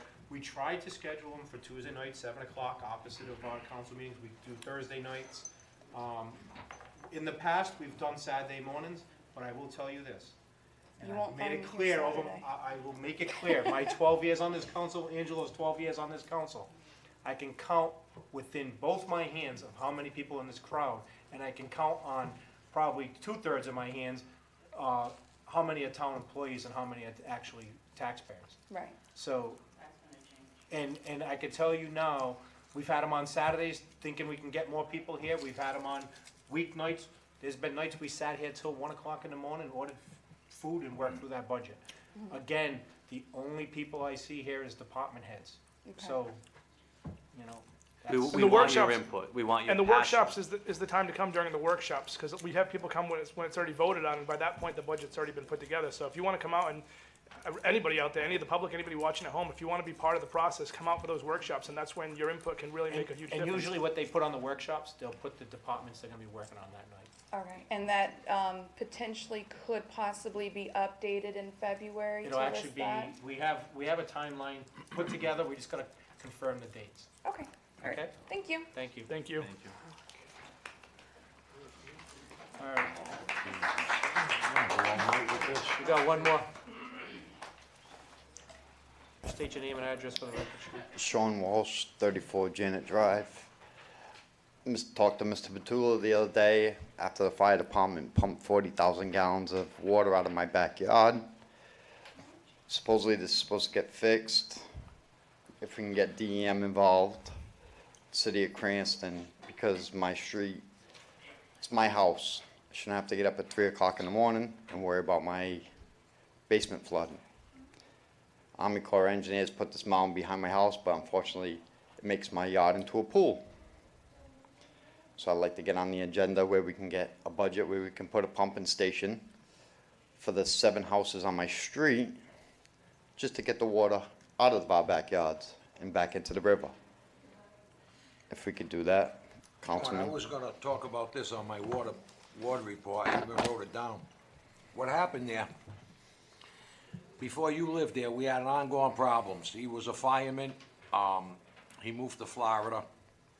Another young couple bought the house, didn't disclose that it was flood prone. Well, unfortunately, I bought the house in a short sale, so they You didn't weren't- I have know I had the to. discussion with you. Correct. The problem is DEM made that their little pet.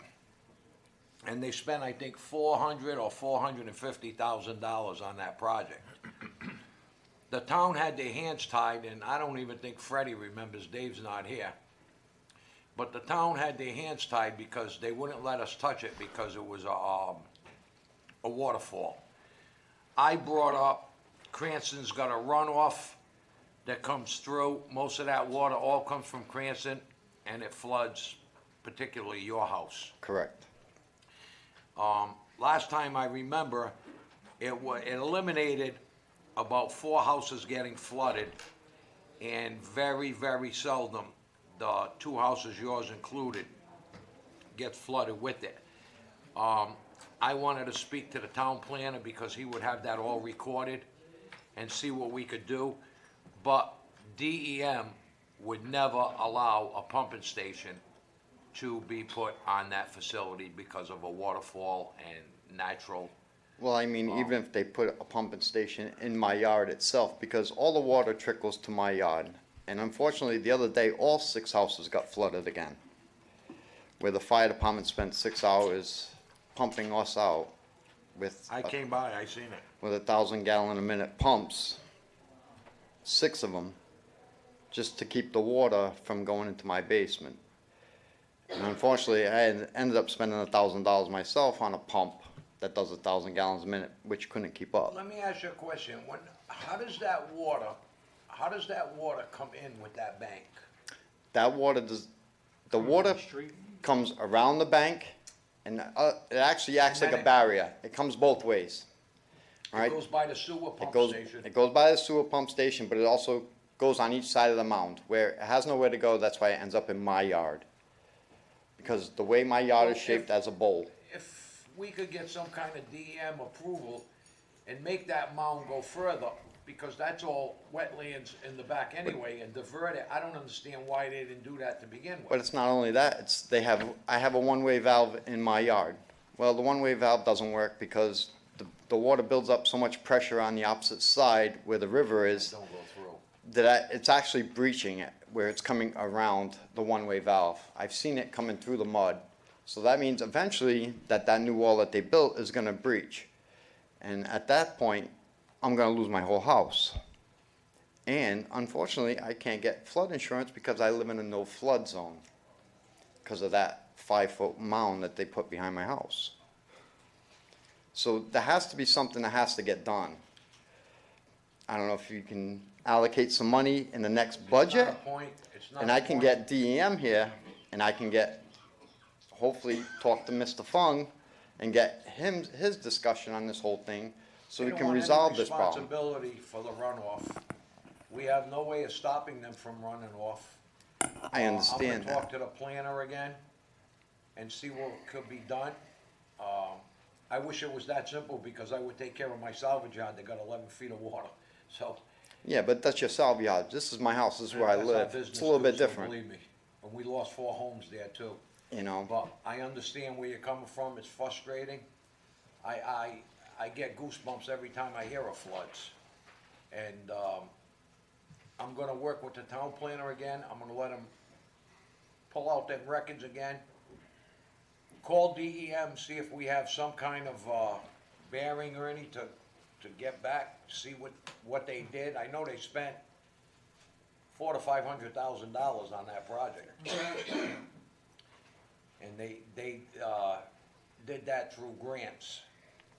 So we're gonna have to let Mark pull that, because the water's phenomenal when it comes around them. All set? Sean, I'll do whatever I can. All right, Thank you, Sean. Thank you. thanks.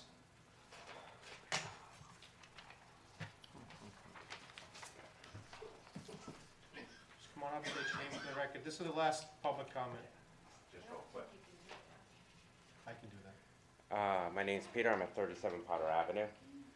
Just a quick question, I'm kind of new to West Warwick and Rhode Island in general. Is the Civic Center by the high school? Yes. There's 2 buildings. Oh, you shrink field house. Yes. Is that school property or Town property. town property? Do you all know the law for how close alcohol and smoking can be to the school? 250 feet. Are you all taking that into consideration? Or a school building, Of- it's not a town building. He's got the high school behind it. Yeah, I know what you're talking about, but I'm Yeah, saying when it comes to there's this a event. There's a difference between a school building and a town building. And I don't know whether it's 250 feet or not, but that issue's already been addressed on several occasions in the past, and it's already been discussed this evening. Okay, and the event thing is February 6th? It's on the It's on the agenda for February 6th. Okay, thank you. Thank you. Town manager's report. Just a few things. Really, the last 2 weeks have been pretty much dominated by weather events. You know, we had the nor'easter, January 4th and 5th. You know, the town hall issued I issued the adverse weather policy for those days. You know, snow, high winds, frigid temperatures. Fortunately, there were only isolated power outages. DPW, police, and fire responded very well during that incident, that event. There was an early morning fire, which the fire department responded to very well. Where was that, Ernie? Because we got the alert, but it didn't say where. East Street. East Street. East Street. East Street. No, there was another one yesterday, but I don't know, it didn't say where. Yeah, that's the one. a mistake. Thank you. So, you know, it was a very hectic time, blizzard conditions, but the departments performed very well.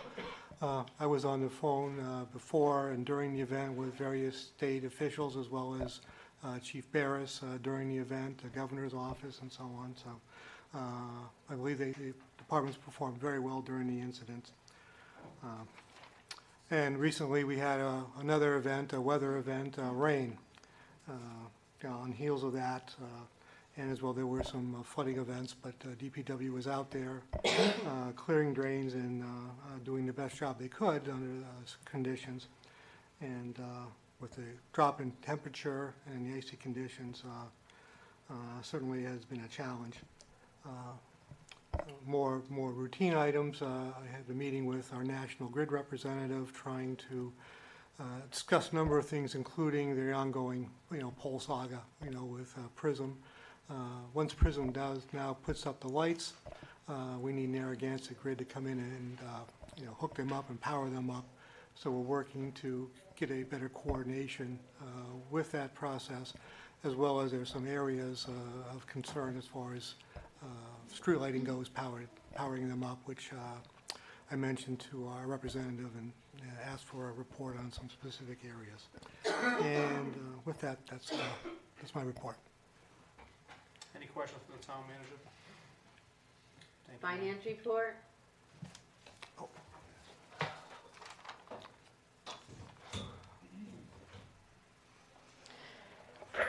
Good evening, councilors.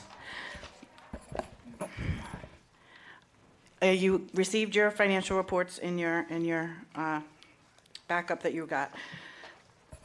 Current year tax collections to date are $35,244,635.71, which is 56.48% of the levy. We're ahead of the game on collections, and a lot of people pay their taxes in full in the beginning of the year, like I said last time. But also, a lot of people rushed in at the end of December to pay third and fourth quarter because of the new IRS legislation that's going through.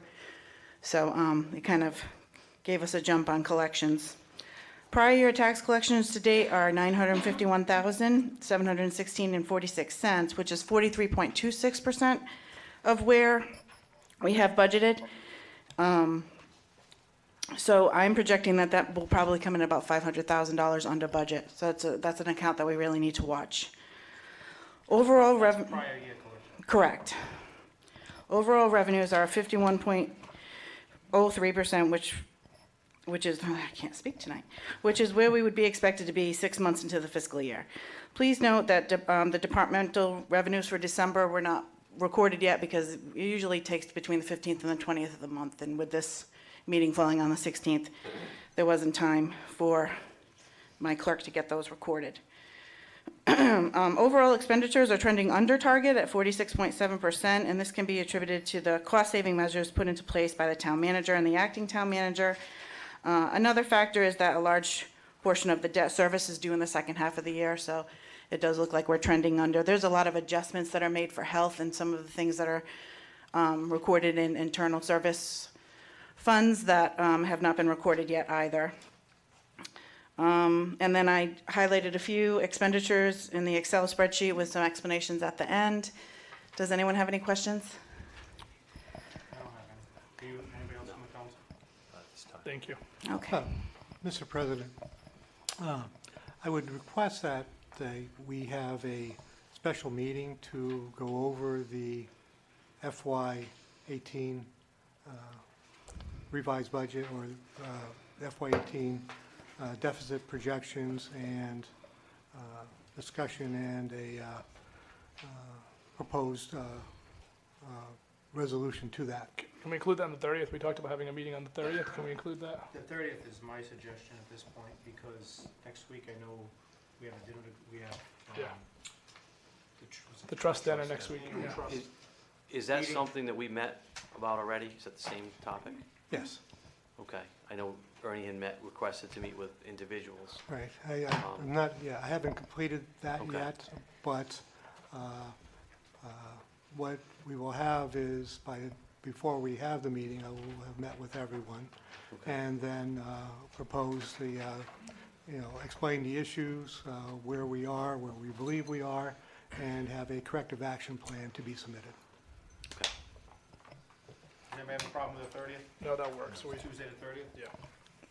Just as a side note, I was speaking with Joe from the school, and they were going to extend an invitation to the town council. I don't know if anyone received one yet, to do the joint town school meeting, which was Tuesday the 30th. Oh.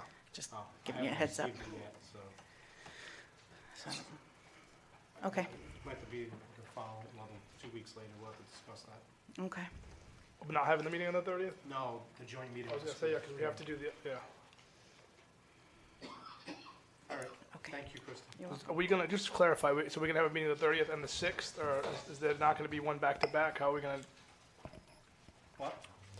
usually we have the first, We're gonna have a regular council meeting on the 6th. correct, so, all right, I just wanna The make sure, 30th is a Correct. special meeting. correct, just confirming. Anna? Can I possibly ask a question to the finance director?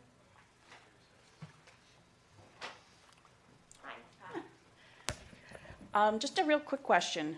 When we had the last finance director, I had asked him a question about how legal bills were posted when they are received. And this could be any kind of bill, but this was in particular our legal bills. And I was given the answer that the bill comes in, let's say it's $10,000, and it's posted to legal, and that's it.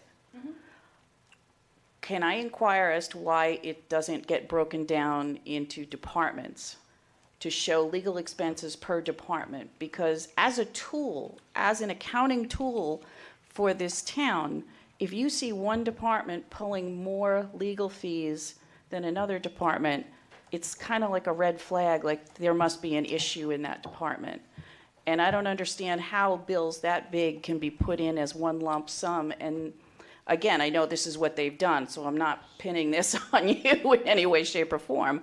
It's just this was the answer that I was given, and from being in accounting all my years, I've never seen legal fees or any big lump, any kind of service fee put in as one big amount and not diverted to the correct places where they serve a secondary purpose as those red flags.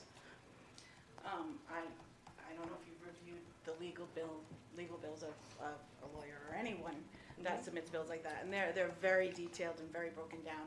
And it is definitely the practice of many municipalities that it's lumped into one department called legal, and that's where the legal solicitor bills go.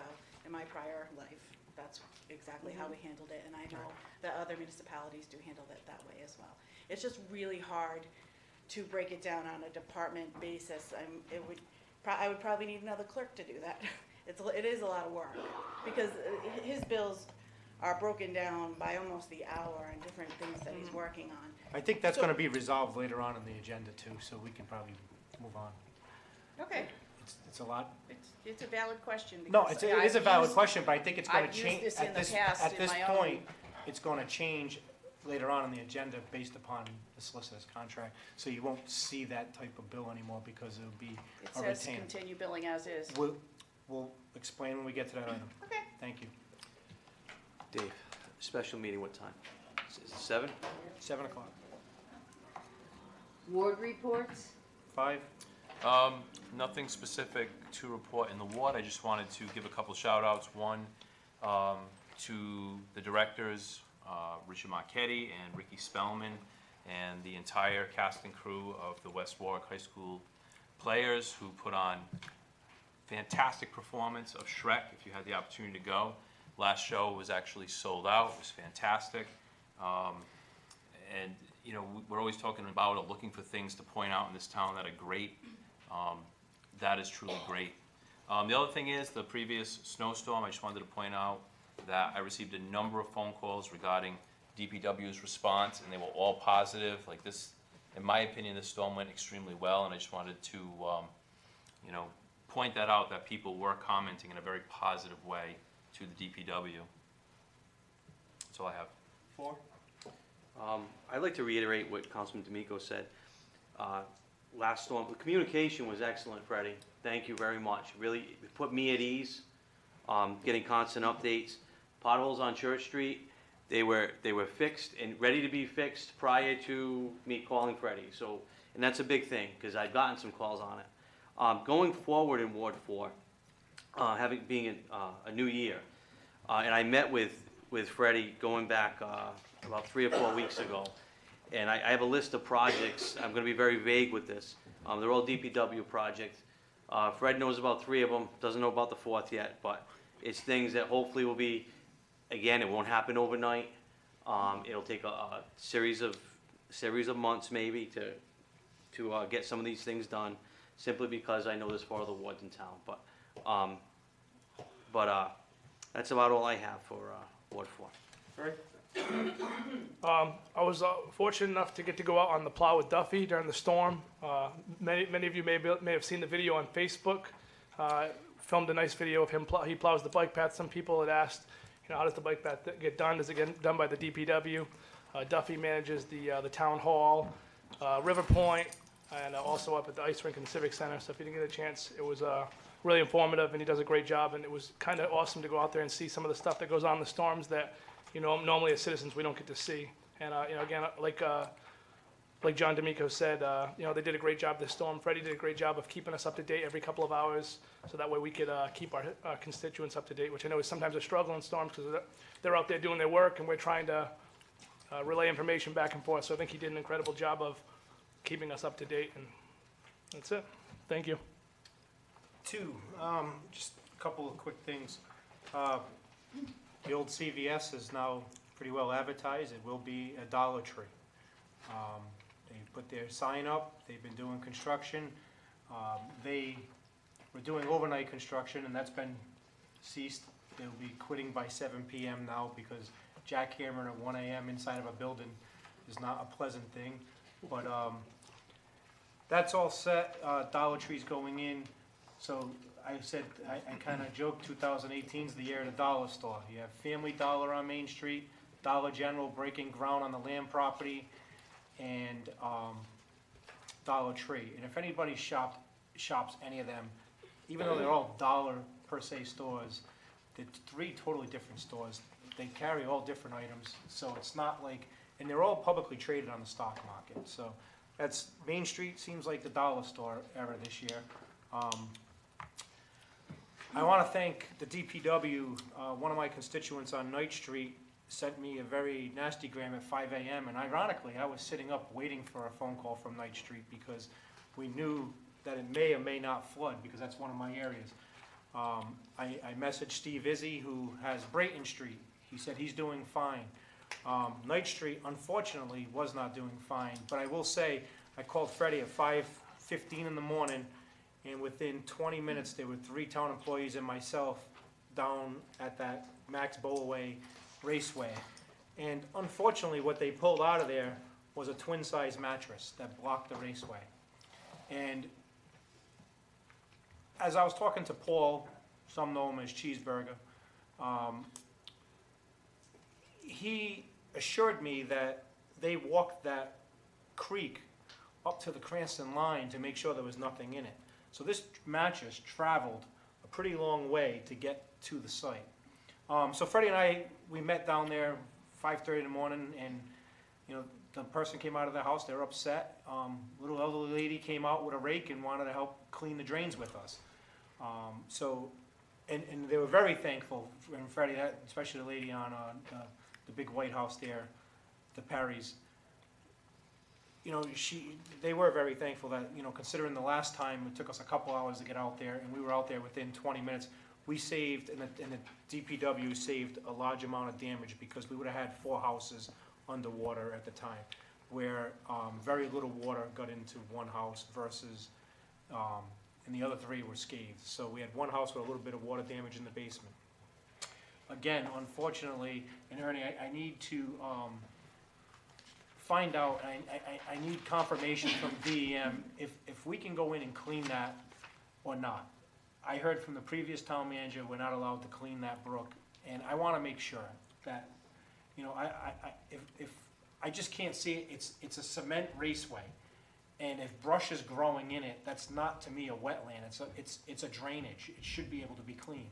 So I just want to confirm with DEM and who's responsible for it, because if the homeowners are responsible for it and they are allowed to go in there, some will help.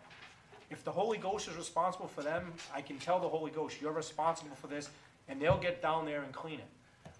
We also looked at possibly putting some poles in further up the brook to stop everything, like a mattress, from clogging the main drain where it can hop over and still maintain. Because as soon as that mattress came out, within 15, it was like a toilet bowl. As soon as you just saw it, the backhoe went in, he was up to his doors in water, scooped it out, pulled out a mattress. I got pictures of it if anybody wants it. All of a sudden, you just seen it.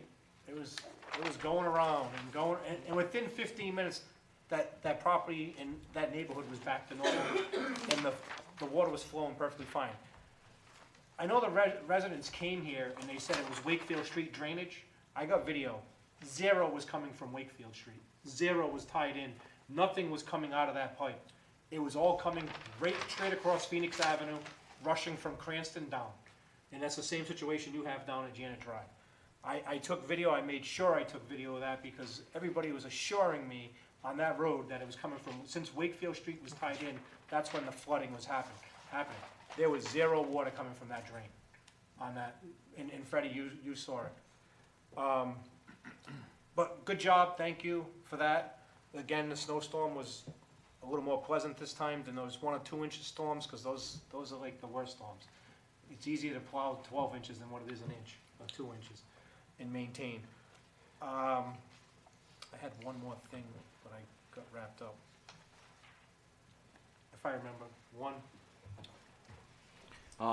Freddie, I texted you, I messaged you to tell the guys they did a great job. I got one phone call, which was a rarity, but good job by you all. The other problem that happened in Ward 1 during the rainstorm was the condo project going on Wakefield Street next door to my house. They cut off a drain on my basement from their property, because I owned a piece of that, and they flooded my basement. Not only did they do that, Hilltop Estates, it looks like the state of California with the mudslides. It's pitiful. Not only that, they didn't put the manhole covers on the manholes and on the sewer covers, and when they had the washout, this tremendous pile of loam and gravel and rocks. They've been there for over a year, and this is gonna stop. I'm gonna call the planner. I already had a conversation with him. It's been stagnant. They haven't done anything in the past 7 months. They go there, they work a day, they take 3 months off. They didn't put the covers on. They clogged up the Hilltop pump station, almost blew all the turbines in the whole station. We had 14 guys working there overtime to save the pump station.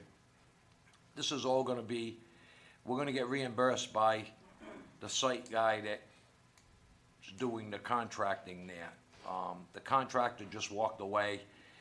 The poor guy that's doing the site work for him accepted all responsibility, but all the people on Hilltop, your yards will be cleaned.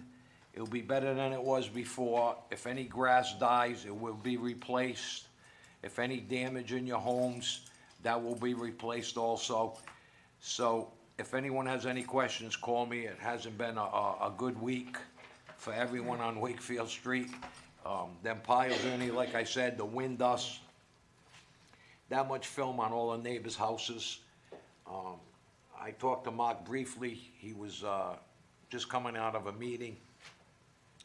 So we're gonna see what goes there and what happens. This has to be stopped, and it has to be done the way he said it was gonna be done. The neighbors shouldn't be putting up with that kind of mess when they come home from work, or in the mornings when they wake up. It looks like they have a beach on their house. But that's all I have for Ward 1. Angela, I just wanna give you a heads up. I know I was at a zoning meeting or a planning board meeting. He asked for an 2 months extension. ago, and he did get an extension. He didn't get, wasn't final approval.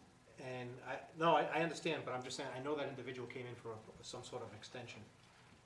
And then I actually asked his sister, because I know the developer, but I know the sister better. I asked if they're gonna be moving forward, and she had really talked to him. Well. And you know him, so you could probably talk to him. They're either gonna put it forward, or they're gonna put that land back the way it was. It's ironic, because I guess everybody got a little bit of house damage this week, but, the blasting in Cranston, Ernie, I don't know, they're on Lippert Avenue, and people on Harris Ave are feeling it, but when Wakefield Street. I have a recliner that actually has a massager built in it. I thought it turned on the other day, and 4 p.m. And I even said to my wife,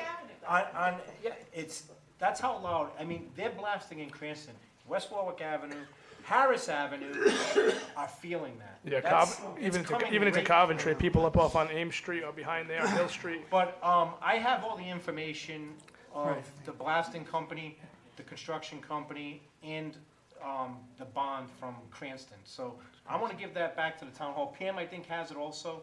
If anybody comes in and requests that information, I know I've had some residents call me that they're right on the line of our ward, but they're actually in your ward, that they're worried about their pools and stuff like that when they open up in the spring, what they may discover. And I told them, I gave them all the information I had. But The last like thing- Like Ernie just said, though, I mean, they gotta be so many feet away from the blasting, and they're in Cranston, and, constituent of mine, Tammy, matter of fact, they felt their house shake. So, we can't force them, they don't even give us a heads up that they're gonna Well, they blast. set off an alarm, but you can't hear, I mean, Yeah. certain neighborhoods can't hear it. I mean, I don't expect West Warwick Avenue to hear their alarm. But I'll tell you, it's been, I don't know how much explosives they're using at one time, but I can tell you, I had a house next to me where they had to blast literally 200 feet from my house, and I didn't get as much rumbling. So, you know, if we can. They may be using too much. Yeah, well, that's possible. Also, I sent an email this morning, and I didn't get a response yet, but I sent it to you and Mark, just to make it public. I mean, it's not public, it was on Channel 12. Drive It, which is a company that's in John's Ward, and they here in Rhode Island employ 150 people. It's a growing business. They've tripled their size of staff. They're talking about leaving because of a city ordinance of Providence, basically, that they can't use their products on first floors in the apartments or buildings. And I just think we should reach out to Drive It also and see if there's something we can do to assist them to work with the city of Providence. They've had meetings with Providence, but, I mean, this is a company that is drastically growing, and their products are coming here, and they've been here for many years. They're up in the industrial park, and I think it's crazy that they're gonna leave the state of Rhode Island because of one city's ordinances. I mean, every other city in town doesn't have that ordinance, so I think we need to look at that and work with the city of Providence and try to keep them here, not even just in Rhode Island, but here in West Warwick, because they have 2 locations in Rhode Island. So if you guys can look at that, that's all I have. Minutes of the previous meeting, resolved that the minutes of the January 2nd, 2018 Town Council meeting are hereby accepted. Move the resolution. Second. Moving second, the only discussion I have on this is, if this is the minutes that we were talking about earlier, if we can change November 20th to November 7th, so we can, That's a good permission, that's John about whether or not, that's the date she brought up before. So, What is it? so what she was talking about was essentially that the volunteers were asked to leave on January 10th, excuse me, Seventh. November. November 7th. I got it 7th. written down. What I had commented on was the fact that I received notice on November 20th. Okay. So that's So all I the don't know when dates they on- were actually removed. All right. But that's the date that I learned of it. All right, I'm fine with it. Any other comment on that? Hearing none, all in favor? Aye. Opposed? Ayes have it. Consent agendas, license applications. Resolved that the consent agenda, having been posted, all matters being referred to proper departments and being disposed or awaiting recommendation, the same is hereby approved. Move the resolution. Second. Moved and seconded, discussion? Any public discussion? Hearing none, all in favor? Aye. Opposed? Ayes have it. The licenses that were just approved was St. Anthony's Church for Class F license, Narragansett Auto Repair, Chopper's Barber Shop, Factor Irrigation, the Ritz on Main, Fuse Bar and Grill, bingo licenses, business licenses, rooming house licenses, victual house licenses, CVS Pharmacy and CVS Pharmacy have all been approved. Consent agendas correspondence, resolved that the consent agenda, having been posted, all matters being referred to proper departments and being disposed or awaiting recommendation, the same is hereby approved. Move the resolution. Second. Moved and second, any discussion? Hearing none, all in favor? Aye. Opposed? Ayes have it. Town clerk fees and charges auction. And Want to waive the reading? I'll make a motion to waive the reading. Second. Motion to waive the reading, seconded, all in favor to waive the reading? Aye. Aye. Move the resolution. Second. Long story short, as we said last month, we had a one-day auction fee, and we didn't have a yearly auction fee. So, looking at other communities and around the state, one day, $50, that's for like your house auctions or anything, estate auctions, the one time, and the 1 year is $250. And that's how Al DiFiore wrote that up. And that's just a resolution from last council meeting from Mr. Remillard. Does anybody have any issues or any questions on that? That's the amount typically in other 250. communities. Yep. Okay. Hearing none, all in favor? Aye. Opposed? Ayes have it. Let's see. Ordinance 2018-1, second reading, sponsored by Council President Goslin. An ordinance amending Appendix C, traffic ordinances of the Code of Ordinance of the Town of West Warwick. I'll move the ordinance. Second. Moving second. This is again Knight Street and Package Street, three-way stop sign. We have to have a second reading on it, so that's what this is about. Any discussion? Anybody here from Knight Street? Hearing none. Roll call, Jay? Yes. Angelo? Yes. Jason? Yes. John? Yes. And I vote yes. Temporary appointment, authorization of Assistant DPW Director to act in the absence of the acting Department of Public Works Director. Resolved that per the recommendation of the administration of the town council hereby grants the Assistant Director of Public Works, Fred Gill, all powers and duties of the Public Works Director as contained in section 1504, powers and duties of the Charter of the Town of West Warwick, and hereby authorizes the Assistant Director to act in the absence of the acting director, along with the compensation commensurate with the Department of Public Works Director's position. I'll move the resolution. Second. Moving second, Ernie? This was your... Yes. The acting director, Dave Lombardi, is on what is called a early retirement, where basically he is being paid his weekly salary till the end of the fiscal year. As such, basically, effectively, he's no longer active or available. As a result, the assistant director, the resolution would give him the authority to act on his behalf, as well as any other duties and responsibilities of the Director of Public Works. If something needed to be signed, executed, he would have the authority to do that. And he would have, and with that additional responsibility would be a pay differential between what he's making as the assistant director to what he'd be making as the acting director, David Barry would have been making. Any questions for the manager? Hearing none, all in favor? Aye. Opposed? Ayes have it. Congratulations, I think, Freddie. We're getting snow out there right now. It's just our way of saying thank you, Freddie. Approval of town solicitor's contract. Resolved that the town council hereby approves the attached contract for legal services by and between the town council and Timothy A. Williamson with effective date of January 1, 2018. I'll move the resolution. Second. Moving second, discussion. Again, just to go over this real quick, and just to, where this came about was legal bills and late bills and billing on time. So the previous acting town manager, Mark Carullo, and the town council decided to go with a retainer. Mark started drawing, attaching a version of the contract that he took from other existing communities, and then Ernie finalized it over the past 2 weeks. It's been a little hectic for him. I know it took a little longer than we needed to. This is going to be retroed back to January 1, 2018.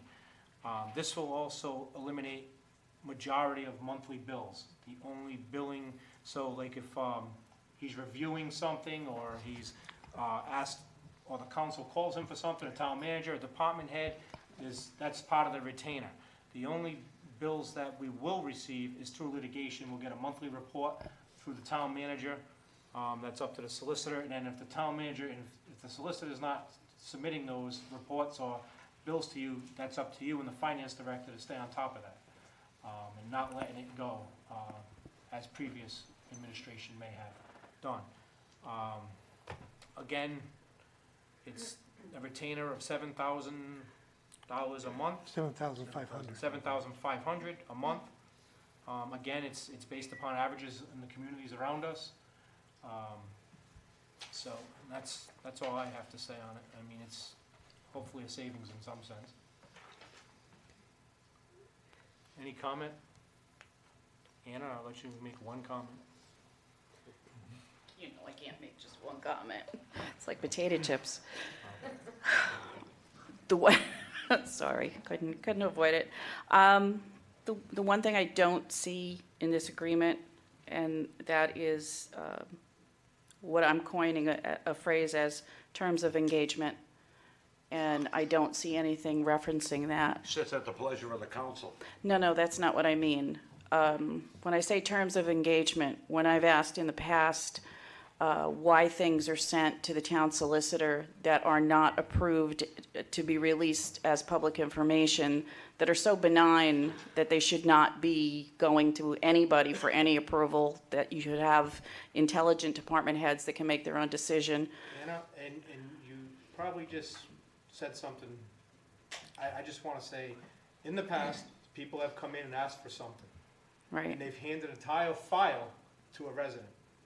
And it could have been documents that probably they should not have gotten.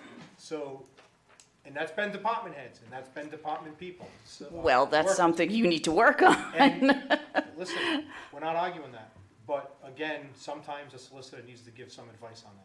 Oh, I'm not saying that there is no reason. What I'm saying is in the times where it seems like everything and anything, from what I've heard, it just seems like it's too much. The second thing is, which is something that I addressed before, this is a town council meeting. This is where the public comes to speak to the town council. And I don't care if it's him or any other attorney that sits in that chair. Your responses are supposed to be initiated by a member of the town council. If they say, hey, tell her this, go ahead. But you are not an elected official. When I'm here addressing these 5 individuals that have been elected into office, you may have an opinion on it, but you have not been elected into office. And you are not supposed to be arguing with taxpayers, community members, or anybody. We are supposed to be talking to these 5, which is why I wanted you all seated together like normal places, because we're here to address you. I mean, why not put Ernie over there next to you on the other side? And then we could just look around the entire room when we want to talk to a particular town council member. We're here to address the town council members. So when I say rules of engagement, that's what I'm referring to. I mean, the military uses it obviously for different reasons. Hope it never happens in here. But I'm talking about everybody having a full awareness of their position in these meetings. Because too many times it has gotten out of hand, and I don't think it's necessary. You're the town council. He's the town solicitor. He's the town manager. She's the town clerk. They don't answer questions when I ask a question to the town council, so nobody else should unless they are told by a member of the town council. There's nothing wrong with that request. And if you think it's wrong, we'll disagree forever. Thank you. You're very welcome. That being said, roll call vote. Jay? Yes. Angelo? Yes. Jason? Yes. John? Yes. And I vote yes. Discussion action, proposed changes on the Civic Center Facility Use Agreement, sponsored by Council President Goslin. Lori?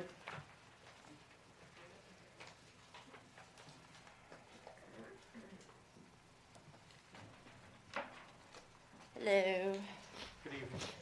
All right, so as you all know, I take care of the marketing, the events that go on up at the Civic Center. I bring in all the new clientele, whatnot, just so we can, I do feel that just from reading Facebook posts and whatnot, there's a lot of people that are unsure of actually what I even do and how it even does work. So before I even get into what I want to change and why that I wanted to change it, I just want to make everyone aware of my very next open Saturday is May 12th. So far we have some great events, some great organizations, whatnot, that are there. Since I've been here, we have 25 new organizations that I personally have walked in, brought into this facility. There's advertising, different companies that are around town, they're in the state, they have their banners up, whatnot. I do market because I'm a big marketing person. the facility as a dual facility under West Warwick Civic Center as the Thomas A. Lamb Fieldhouse and the Benny McGarrett Ice Rink. So if anyone has any questions, whatnot, please, I have an open door policy at my office. I know lots of people within the town have phenomenal ideas that they do want to make into reality. The problem is that I've had to say no to a lot of people that do want to come in. I don't have the time to give them at this point. So anyone that feels that they have an idea that they want to turn into reality, my door is open. I am there Monday through Friday, 8 a.m. to 4 p.m. Please come in. I'm open to everyone's ideas. That being said, I believe it was December, there was some questions asked about the Civic Center. So during that process, I really had to go through everything. I kind of read some things and whatnot. So I did ask that I would like to increase in the field house, and maybe the wording was incorrect and I should have made it a little bit clearer, but these are only my ideas. Right now, anything that comes in is rented at an hourly rate. When you rent the entire building, it is $125 an hour. There's always an employee within the facility. What I'm asking for, because if I've learned anything in the last year, is that people are slobs. They spill constantly, there's garbage left on the floor. The only thing I'm asking for is an increase for the events only in the field house. Only the field house, that's the only part that I'm asking this for, because it's an hourly rate, right now of $125. I'm asking to increase it to $150. That being so that another worker could be scheduled to help keep up with the spills, the garbage, whatnot. And you're talking, when you're saying events, so let's say. Anything over a 3-hour period. I was just gonna say, so the basketball league wants to rent it for an hour. They're fine, they're still or, saying like, it they there. do- Like, I know basketball, they Yep. do. They do Monday 5:30 nights, to 5:30 5, to 6, 8:30. 7, whatever Yep. it may be. Right. That's not that. Nope. But the circus.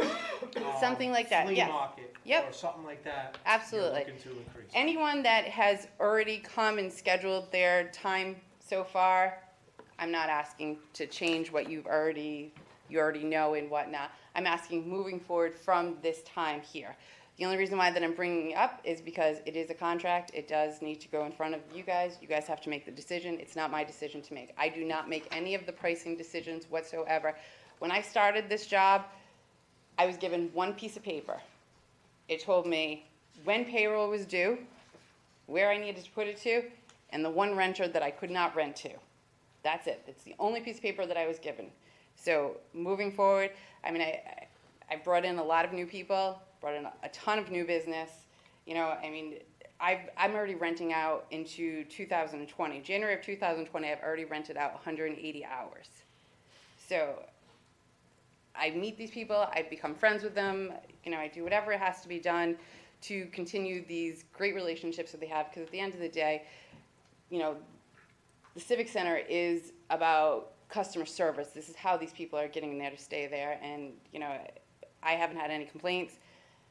If anything, when I go to other facilities, my children are very, very involved in sports. I have people that sit down during my children's games and want to talk about the West Warwick Civic Center, how they can bring their groups in and whatnot. So, you know, that's my only thing is that. What's the prices with similar places? What are their hourly rates? Johnson is a little bit cheaper than what we are, but they're also not holding any events at this point, because I did call there, I've been there. They do not have the upper deck either for viewing, so. It's just I mean, an they're athletic into- complex. Yeah, and they're not doing any events there.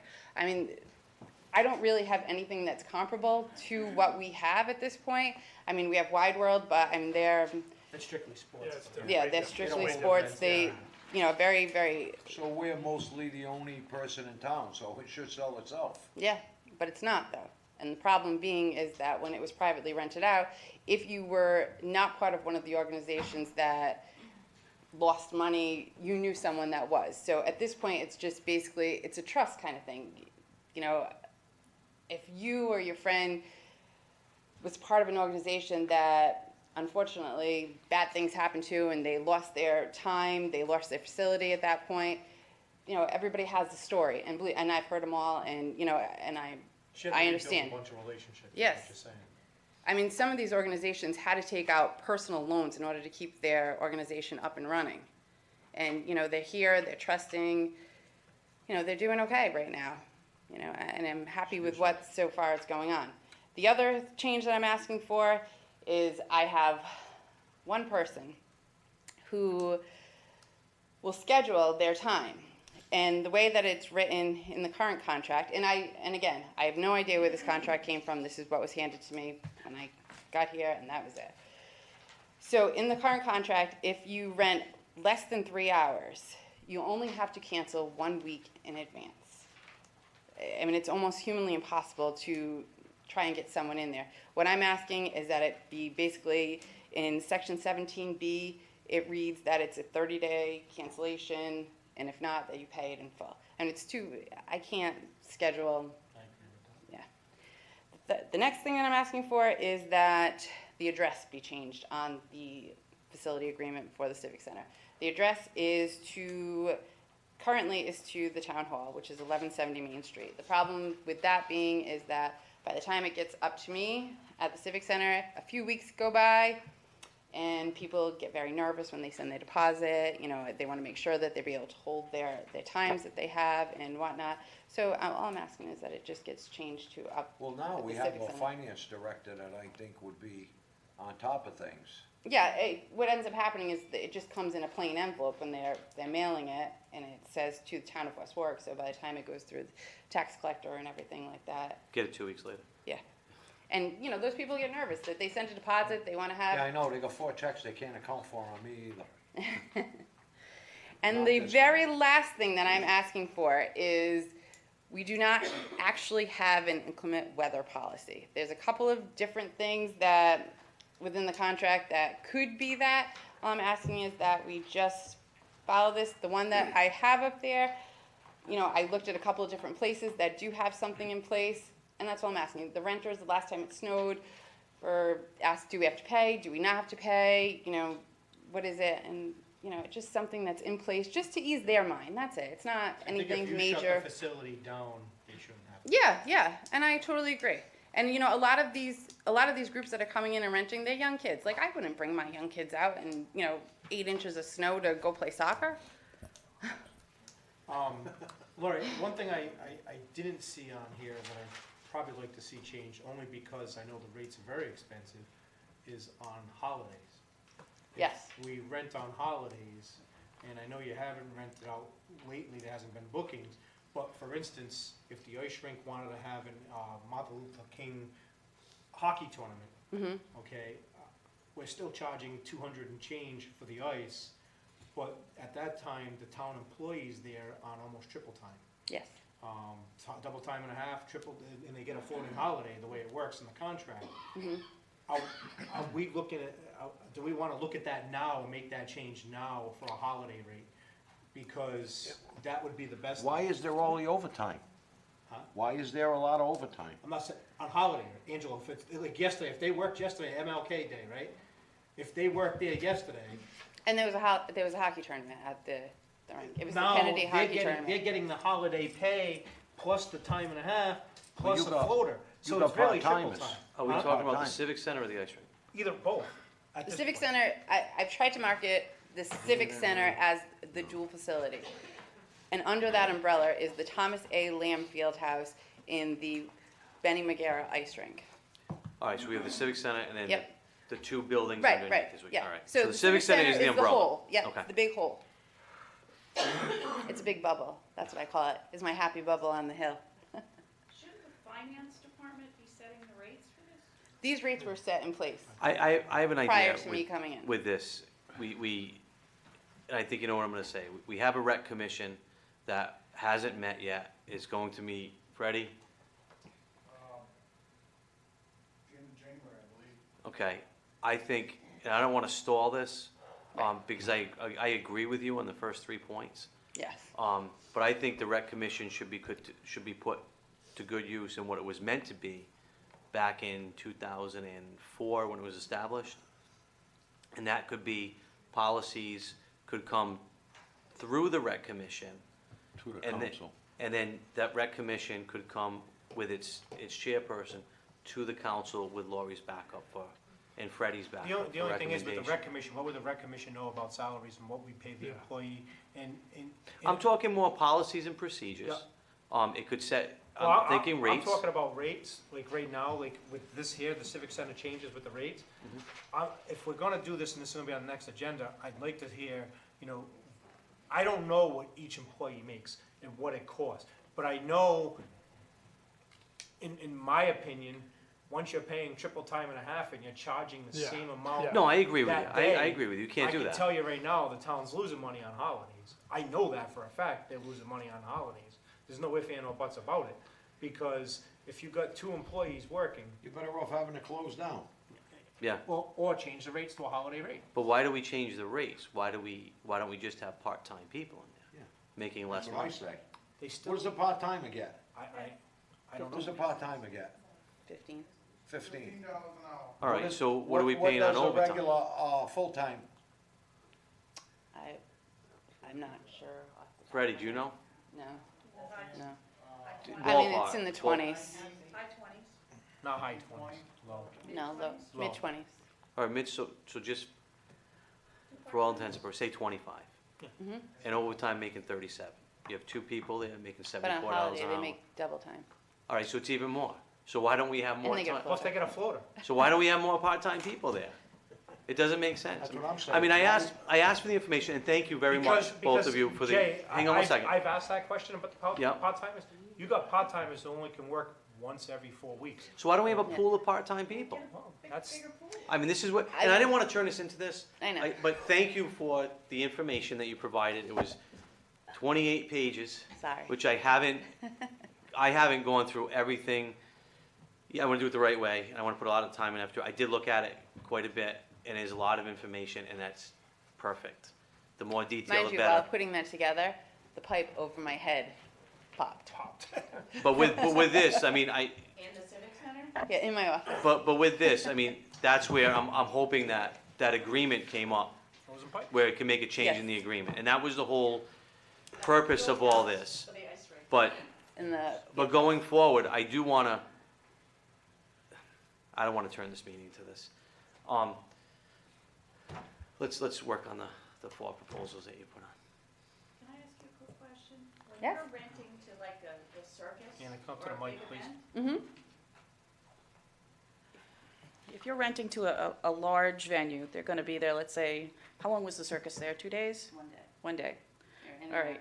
they're in They by set up in the 12, morning and they were going out of by that 11. building by midnight, everything? So were they charged for the entire day or just the time the circus was open? They were charged for the time that they walked in the building to the time that they left. So from setup to knockdown? Yeah. Okay. And moving forward, and that's what I do. And also, when I do things like that, I make them pay up front. Everything's paid 2 weeks in advance. The police detail, the fire detail, everything, all events, before they walk in the door, they are paid in full. Everything is taken care of. They know their pricing. They know everything. Just one, I'm not chasing someone that's not in this state. And 2, Mhm. the police and the fire, they're there doing their job. They should be paid up front. And liability, as far as They the all have liability to- coverage? I noticed one said, I believe, $1 million They in all have coverage. insurance, yep. Every single organization that comes through the door has to give me a copy of their, Can I ask who verifies it? Do you actually call the insurance company Yes. and verify? Yes. That's I'm very really, detailed. I'm paranoid after certain things I've seen in the past. So basically, if you're having a large venue, a large event, and, even the craft fairs, they still have to go out and get that $1 million policy, and they, good, I'm and I glad to take hear care of that. But as far as having just an hourly rate, it seems like you could charge more if you had a day absolutely, and I do rate. think that I could, but moving forward, this is the one piece of paper that I was given when I started working Oh, here. please, I know, I wouldn't go by anything. This is the one When you piece of first paper. started there. So- Can we move on? Yes. But as long as it's an event rate where, Yeah, and If- that's all I'm asking for. I'm not asking to change the. but what if an prices on the event ice goes rink. from a day All right, and a half? all right, guys. Doesn't it make sense if Charge you them have a for 2 circus days. stand, instead of charging them 4 hours, you charge them for the whole day? Right. So 4 hours, what are they paying an hour? Well, I will be honest with you. So we'll take February 17th, for example. Okay, so there is an event that has booked prior to that event, though, from the 8 a.m. to the 12 noon, I have another organization that's in there. That's with that, but with the circus, you can't have another thing, because they have to set up in the morning, Yep, and then. they set up on a Friday, more so they circus. came in on a Friday. No, they're coming back. I'm voting no on that, just to be clear. They came in on Friday, and they came in about 12 o'clock. I mean, they set up very quickly, and they were gone by, completely gone, like, there was no sign Oh, of so them. we got the hourly anyway, so we Yeah. couldn't even book something if you wanted it, so they No. paid for the I certain couldn't have done, it was amount. on a Friday anyway, so during the day, during Monday through Friday, the school uses the facility, the teams use it after school. There is one group that I do let come in at 4 o'clock, and when I do, they only come in, very occasionally, and I do talk to the track team or whatever team is practicing at that point to make sure that they're out by 4. So usually I don't start renting out anything till like 5:30, just because it just doesn't make sense to. There's just too much to do that.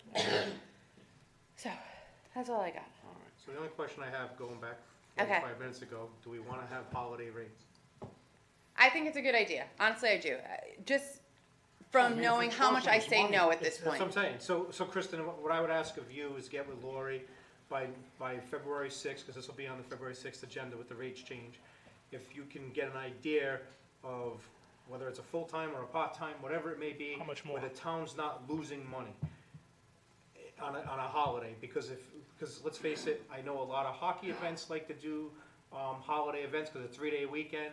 I know a lot of basketball tournaments that like to do 3-day weekend, but, If it's not profitable, we don't want it. Correct. So if you could at least get with her and go from there. That would be for both, correct? Not just the ice rink, but also for the. Right. Well, we field do house. have a tournament rate for the hockey. The tournament rate is a little bit higher than the regular rate, so that's a $275. And everything, again, anything that you ever want to know, I try my very, very best to update it, keep everything up there, every event, anything that you want to know, the pricing, the size of the facilities, all that stuff is right on the website. You go to the town website, go under recreation, you can find each building has their own page. Go forward from there. And I could say honestly, I haven't heard from either chief, police, or fire that details aren't paid, so. Yeah, I used do to make hear sure that they're paid up all the front. time. And I gotta say, I know you collected ahead of time, so thank you. You're welcome. Any questions for Lori? Thank you, Lori. Thank you. Good See you job, February Lori. 6th. Sidewalk cleanup sponsored by Councilman Messier. So I'm sure I wasn't the only councilman to get calls about sidewalk cleanups throughout the town. I know this is kind of something we bring up every year, but I just don't know what solution we have. I know it's kind of a conundrum we're in. If we enforce the ordinance and we make everybody shovel their sidewalks, in the past, I know Councilman Goslin Padula can attest that, you don't want to force the elderly or the handicapped to shovel their sidewalks. And even if we were enforcing everybody, how would we go about enforcing it? And, are we going to send our police out to find every single person to shovel their sidewalk? I know last year we discussed possibly renting some kind of a bobcat to clear at least the sidewalks in some of our main areas, up Factory Street and Main Street. So I don't know what solution there is to that, but. Well, we had a solution last year, it was $30,000, and nobody wanted to put it in the budget. Well, not for that, but I know we had discussed last year potentially outsourcing a company for the snowstorms. Well, and that becomes. Don't we have a Bobcat, Freddie? Yes. Isn't there an attachment that goes on that to throw the snow for like $5,000 or $6,000? In other words, my only concern, you can't enforce it, the ordinance. The second thing you can't do, after you plow, and the plow drivers has no way to push that snow. When it's powdery, it's simple. But when it's slush and it freezes, you have 5 feet of snow on your sidewalk. It's impossible to move. But the school route where the kids walk, that should be cleared, so. Well, Angelo, they do Factory Street, but I will say, if you look at the school walking distance map. It's huge. It's a 2-mile radius. So All the way to here's AJ's. school, 2-mile radius. If you're the AJ, next to AJ's, and you have to walk to school, I mean, that's a big area. You're right. How do you clear the side, how do you get the Can't do it. sidewalks It's cleared? impossible. And it is dangerous, I fully agree. But I've had constituents call me this week, either abolish the law or enforce the law. Yeah, because One if we of the enforce two. it, I feel like some people think we're doing it just to get, like, But- to but get taxes, again, and that's fees, but that's not it. It's a building official / police department enforcement. How do you get the manpower to go out there and enforce? And then, you know, I looked at one city, I think it was Providence, they're only gonna enforce the people that get complaints on. So I can call and complain about you, and you live right next door, but I'm gonna just call and say, Councilman Badul didn't clear off the sidewalk. You're gonna get a fine, but nobody complained about Councilman D'Amico, and so he doesn't get the fine. I find that totally crazy.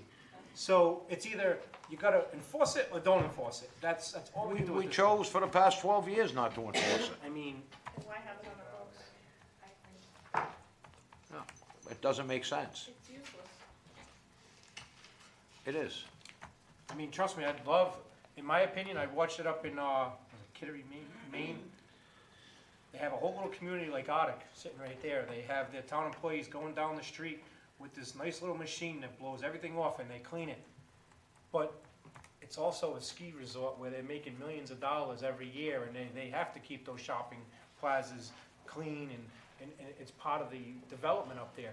Now, again, we have enough guys during snowstorms to barely get our roads done sometimes, especially when you get a foot of snow. You're out there for 32, 36, 38 hours straight, and then you're gonna expect them to, as town employees, try to clean off the sidewalks too. And they do the Factory Street, they try, with the help of the school department, but to get every main street Yeah, it's- sidewalk here is virtually impossible. And then, if the town's doing, think about this, the town employees are doing the main streets. And the plows But come what do you back think through the from the people state on the plows? side streets are gonna They say, do. why aren't the town cleaning my side street sidewalks? You're gonna open, it's just gonna spread. And you're It's still be a gonna have, virus. you're still gonna have the issue of a plow coming through and putting the snow back on the sidewalk, even if we have somebody clear it. So, I mean, this is still up in the air and. Yeah, I mean, I put it on the agenda, but it's not But an if, easy if, fix.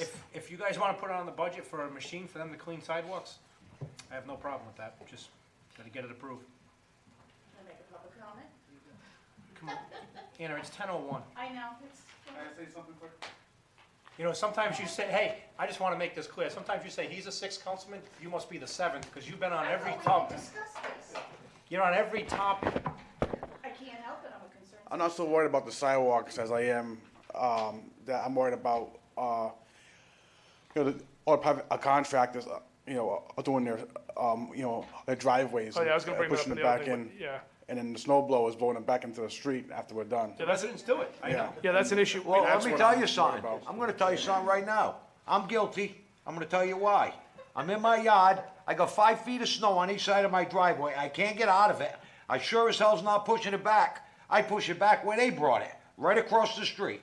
So I can't stop doing it. If somebody's got a problem with it, you can come shovel it, because I'm not gonna put up with 5 feet of snow and I can't get out of my yard with a plow truck. It's off the road, Angela, right? Yours is off the road. I'm talking about people actually They're leaving the road. I understand They're that. running their snow blower and I shooting it know. onto the They, street. the Platts are the worst places for that. Then they call up that it's all icy. You know it's just a certain section where they just blew it into the road. They do the same thing with the grass, Freddie, on Wakefield Street.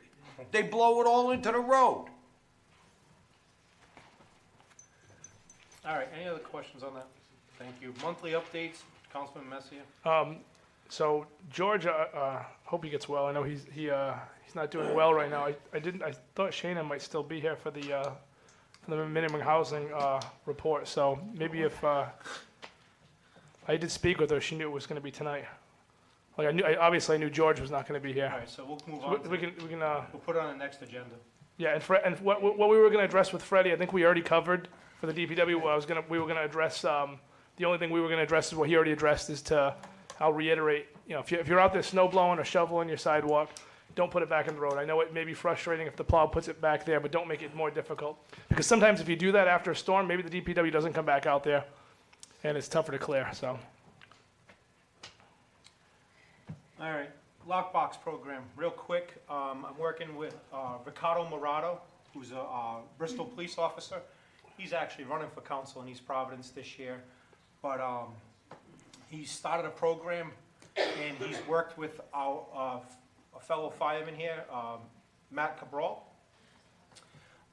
Ricardo is very involved with West Warwick through the Portuguese community, but he brought this program to my attention that he started in Bristol, and I want to give him the credit for it, but I give him the credit that he reached out to me to start this program here in West Warwick, and Matt Cabral.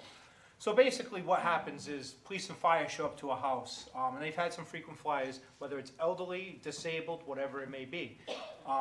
Unfortunately, they can't get in the house. What do? They bust the door down, bust the window, break that way, and it goes through the insurance companies and whatever else in the end.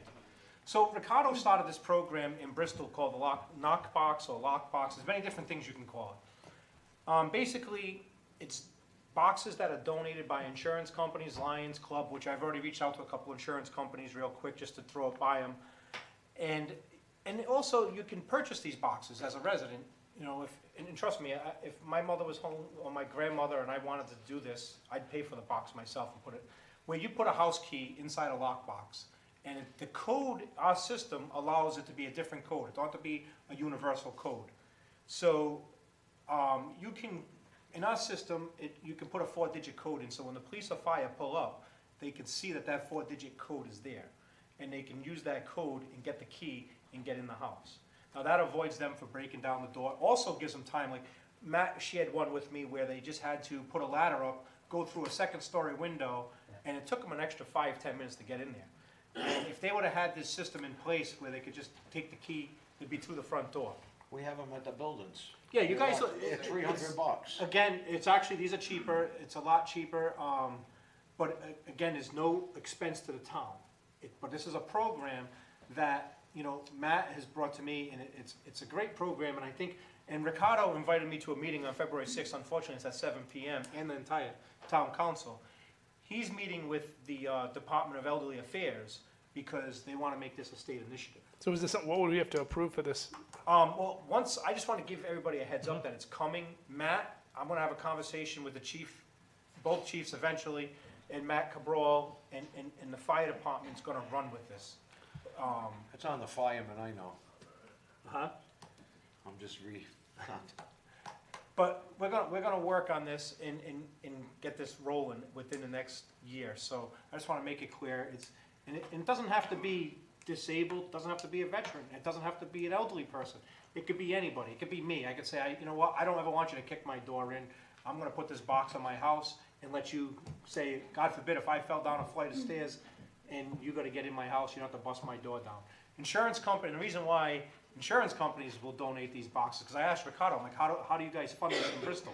I think he said they have a total of about 60 of them right now in Bristol. Not one box was bought by the town. They were all donated by insurance companies, Lions Clubs. And the reason why is because it's cheaper for an insurance company and they don't have to pay for doors and whatever else. Also, there would be some sort of waiver signed in case the police officer or fire department didn't see that 4-digit code and they bust down the door.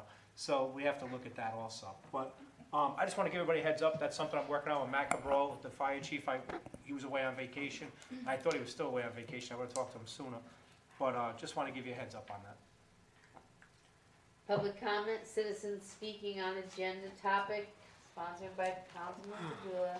Real quick, like the way it's going tonight, I just wanted to clarify that we're not gonna stifle anyone from speaking. That's my feelings. I just want to get it across to the rest of the council.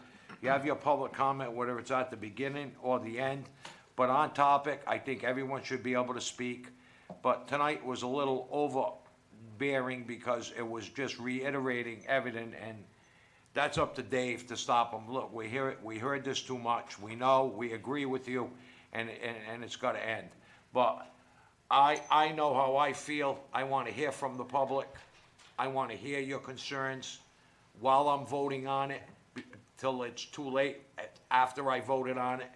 You might be able to bring a point where I'm not thinking and look at it a different angle, or you could make me vote for it if I thought I didn't want to vote for it. So that's all I want to bring up. I want the council's feelings, because now everything's up in the air. They don't know if they can speak, they don't know if they can't speak.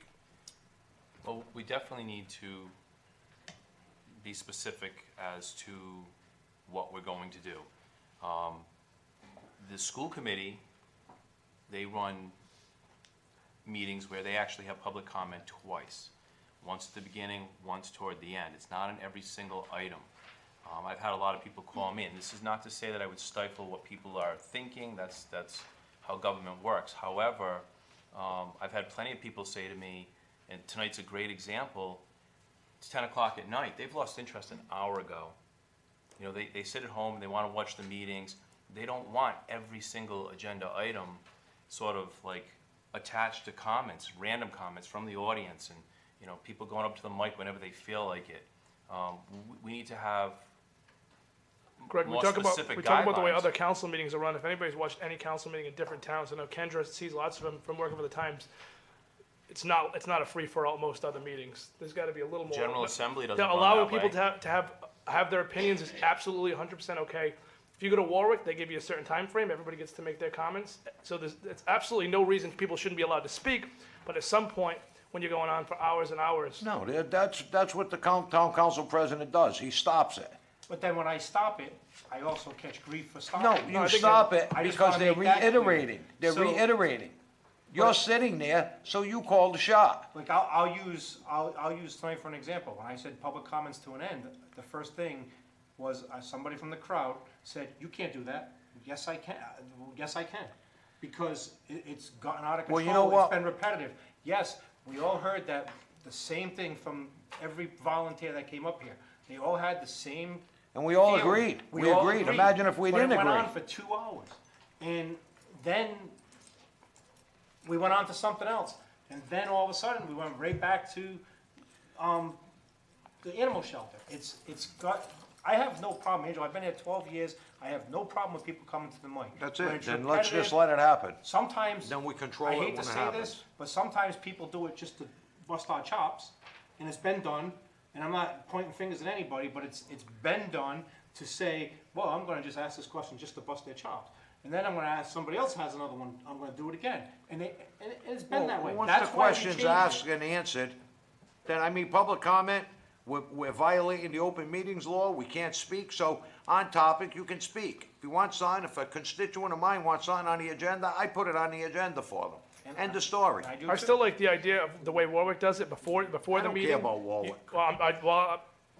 This is the way they do it, and I like the way it runs there. Before the meeting, you can come up and what topic you want to talk about. I mean, you don't have to have this before the meeting. You come in, you sign up, you put your name up, and there's a certain allotted amount of time. If there's 10 people and there's 20 minutes, they each have 2 minutes. If there's less than that, then they have longer to speak. I don't like that idea. No, I don't either. If I'm a constituent and I want something to say, some may take a minute. But I remember I was up here over a decade ago, and I sat through over a 3-hour meeting, and I had 13 pages that I wanted to talk about. And the council gave me about 15 minutes, which I was entitled to 3. I know, Dave, you were here, Angela, you were here. But for somebody to get up in front of the council and the solicitor and the manager on an issue that they're passionate about, I don't think we should stifle them. They have that right. There's got to be a balance. The format is, There's if you want to probably a change the balance. format, that's fine. But people are coming here for a reason. There's gotta be a- Otherwise, they'd watch it at There's home. got to be a balance, though. There's got to be a balance between what it's become at the meeting like this and anybody that's still sitting here. Freddie's ready to retire. He just started tonight. That's how long this meeting is going. And 2 minutes. So maybe we can come to some kind of a middle ground here. I don't know what the answer is, because obviously we I don't want mean, to stifle personally, people from talking. I don't think the public comment works at the beginning. No. No, it Personally, absolutely doesn't. I don't. Okay? So. Well, we tried it. We tried it. We tried it. To We see if gave it would 2 work months. better. We'll move it back to the end. Now, I will be more than happy to let anybody come to the microphone, but and I'm just saying this, if Kristen comes up and says, I love mud, I love mud, I love mud, it's Yeah, gotta no more stop. talking about mud. I'm gonna shut it down. Shut the gavel, bang the gavel. Okay? Hit the gavel. That's it, I'm shutting it down. I mean, and that's only fair. And you know what, and if you don't like me for it, then you don't like me for it, but here we are, I know I gotta be up at 5 AM. I know everybody else I didn't here even is eat, working. I didn't even eat supper tonight, so I'm hungry and I'm miserable. I'm the first one to believe anybody who comes here, sits in the crowd and spends time here, they're here for a reason. All right? And I understand that. Thank you, John, for moving the animal shelter issue up so those people didn't have to sit for the end too, though. All right, let's, we So, all agree. We'll continue with public comment, but I want to move public comment down to the bottom of the list. Well, by Is moving that- it to is the that end. for next meeting, Dave? Bottom, thank you, Paula.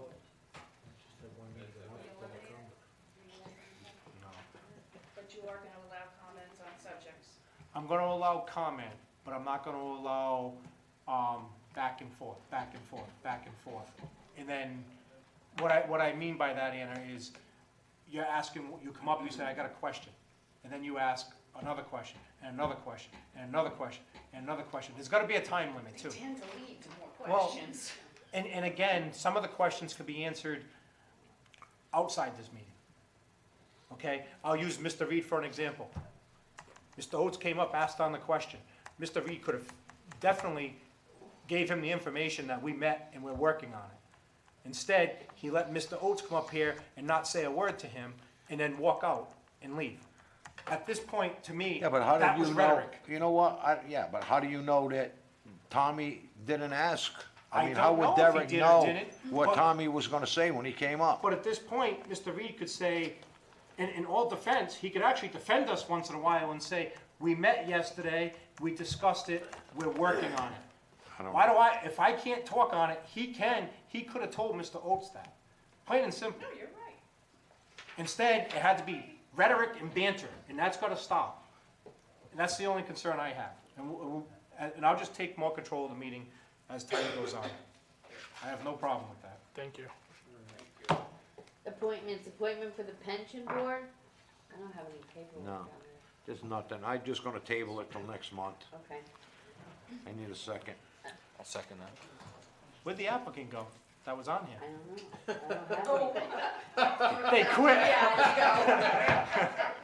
I saw one applicant, we went over it. Yeah, he fell asleep 2 hours in the meeting. He and just- quit. Yeah. All right, table till next meeting. You got a Upcomer appointments, planning board, technology committee, pension board, juvenile hearing board, board of assessment. Motion to adjourn. All in Second. favor? Aye. Opposed? Ayes have it. I need a beer. Hey, you get a beer place. Yeah, that's where I'm going right now. I'm gonna make myself something nice to eat. Yeah, everywhere else.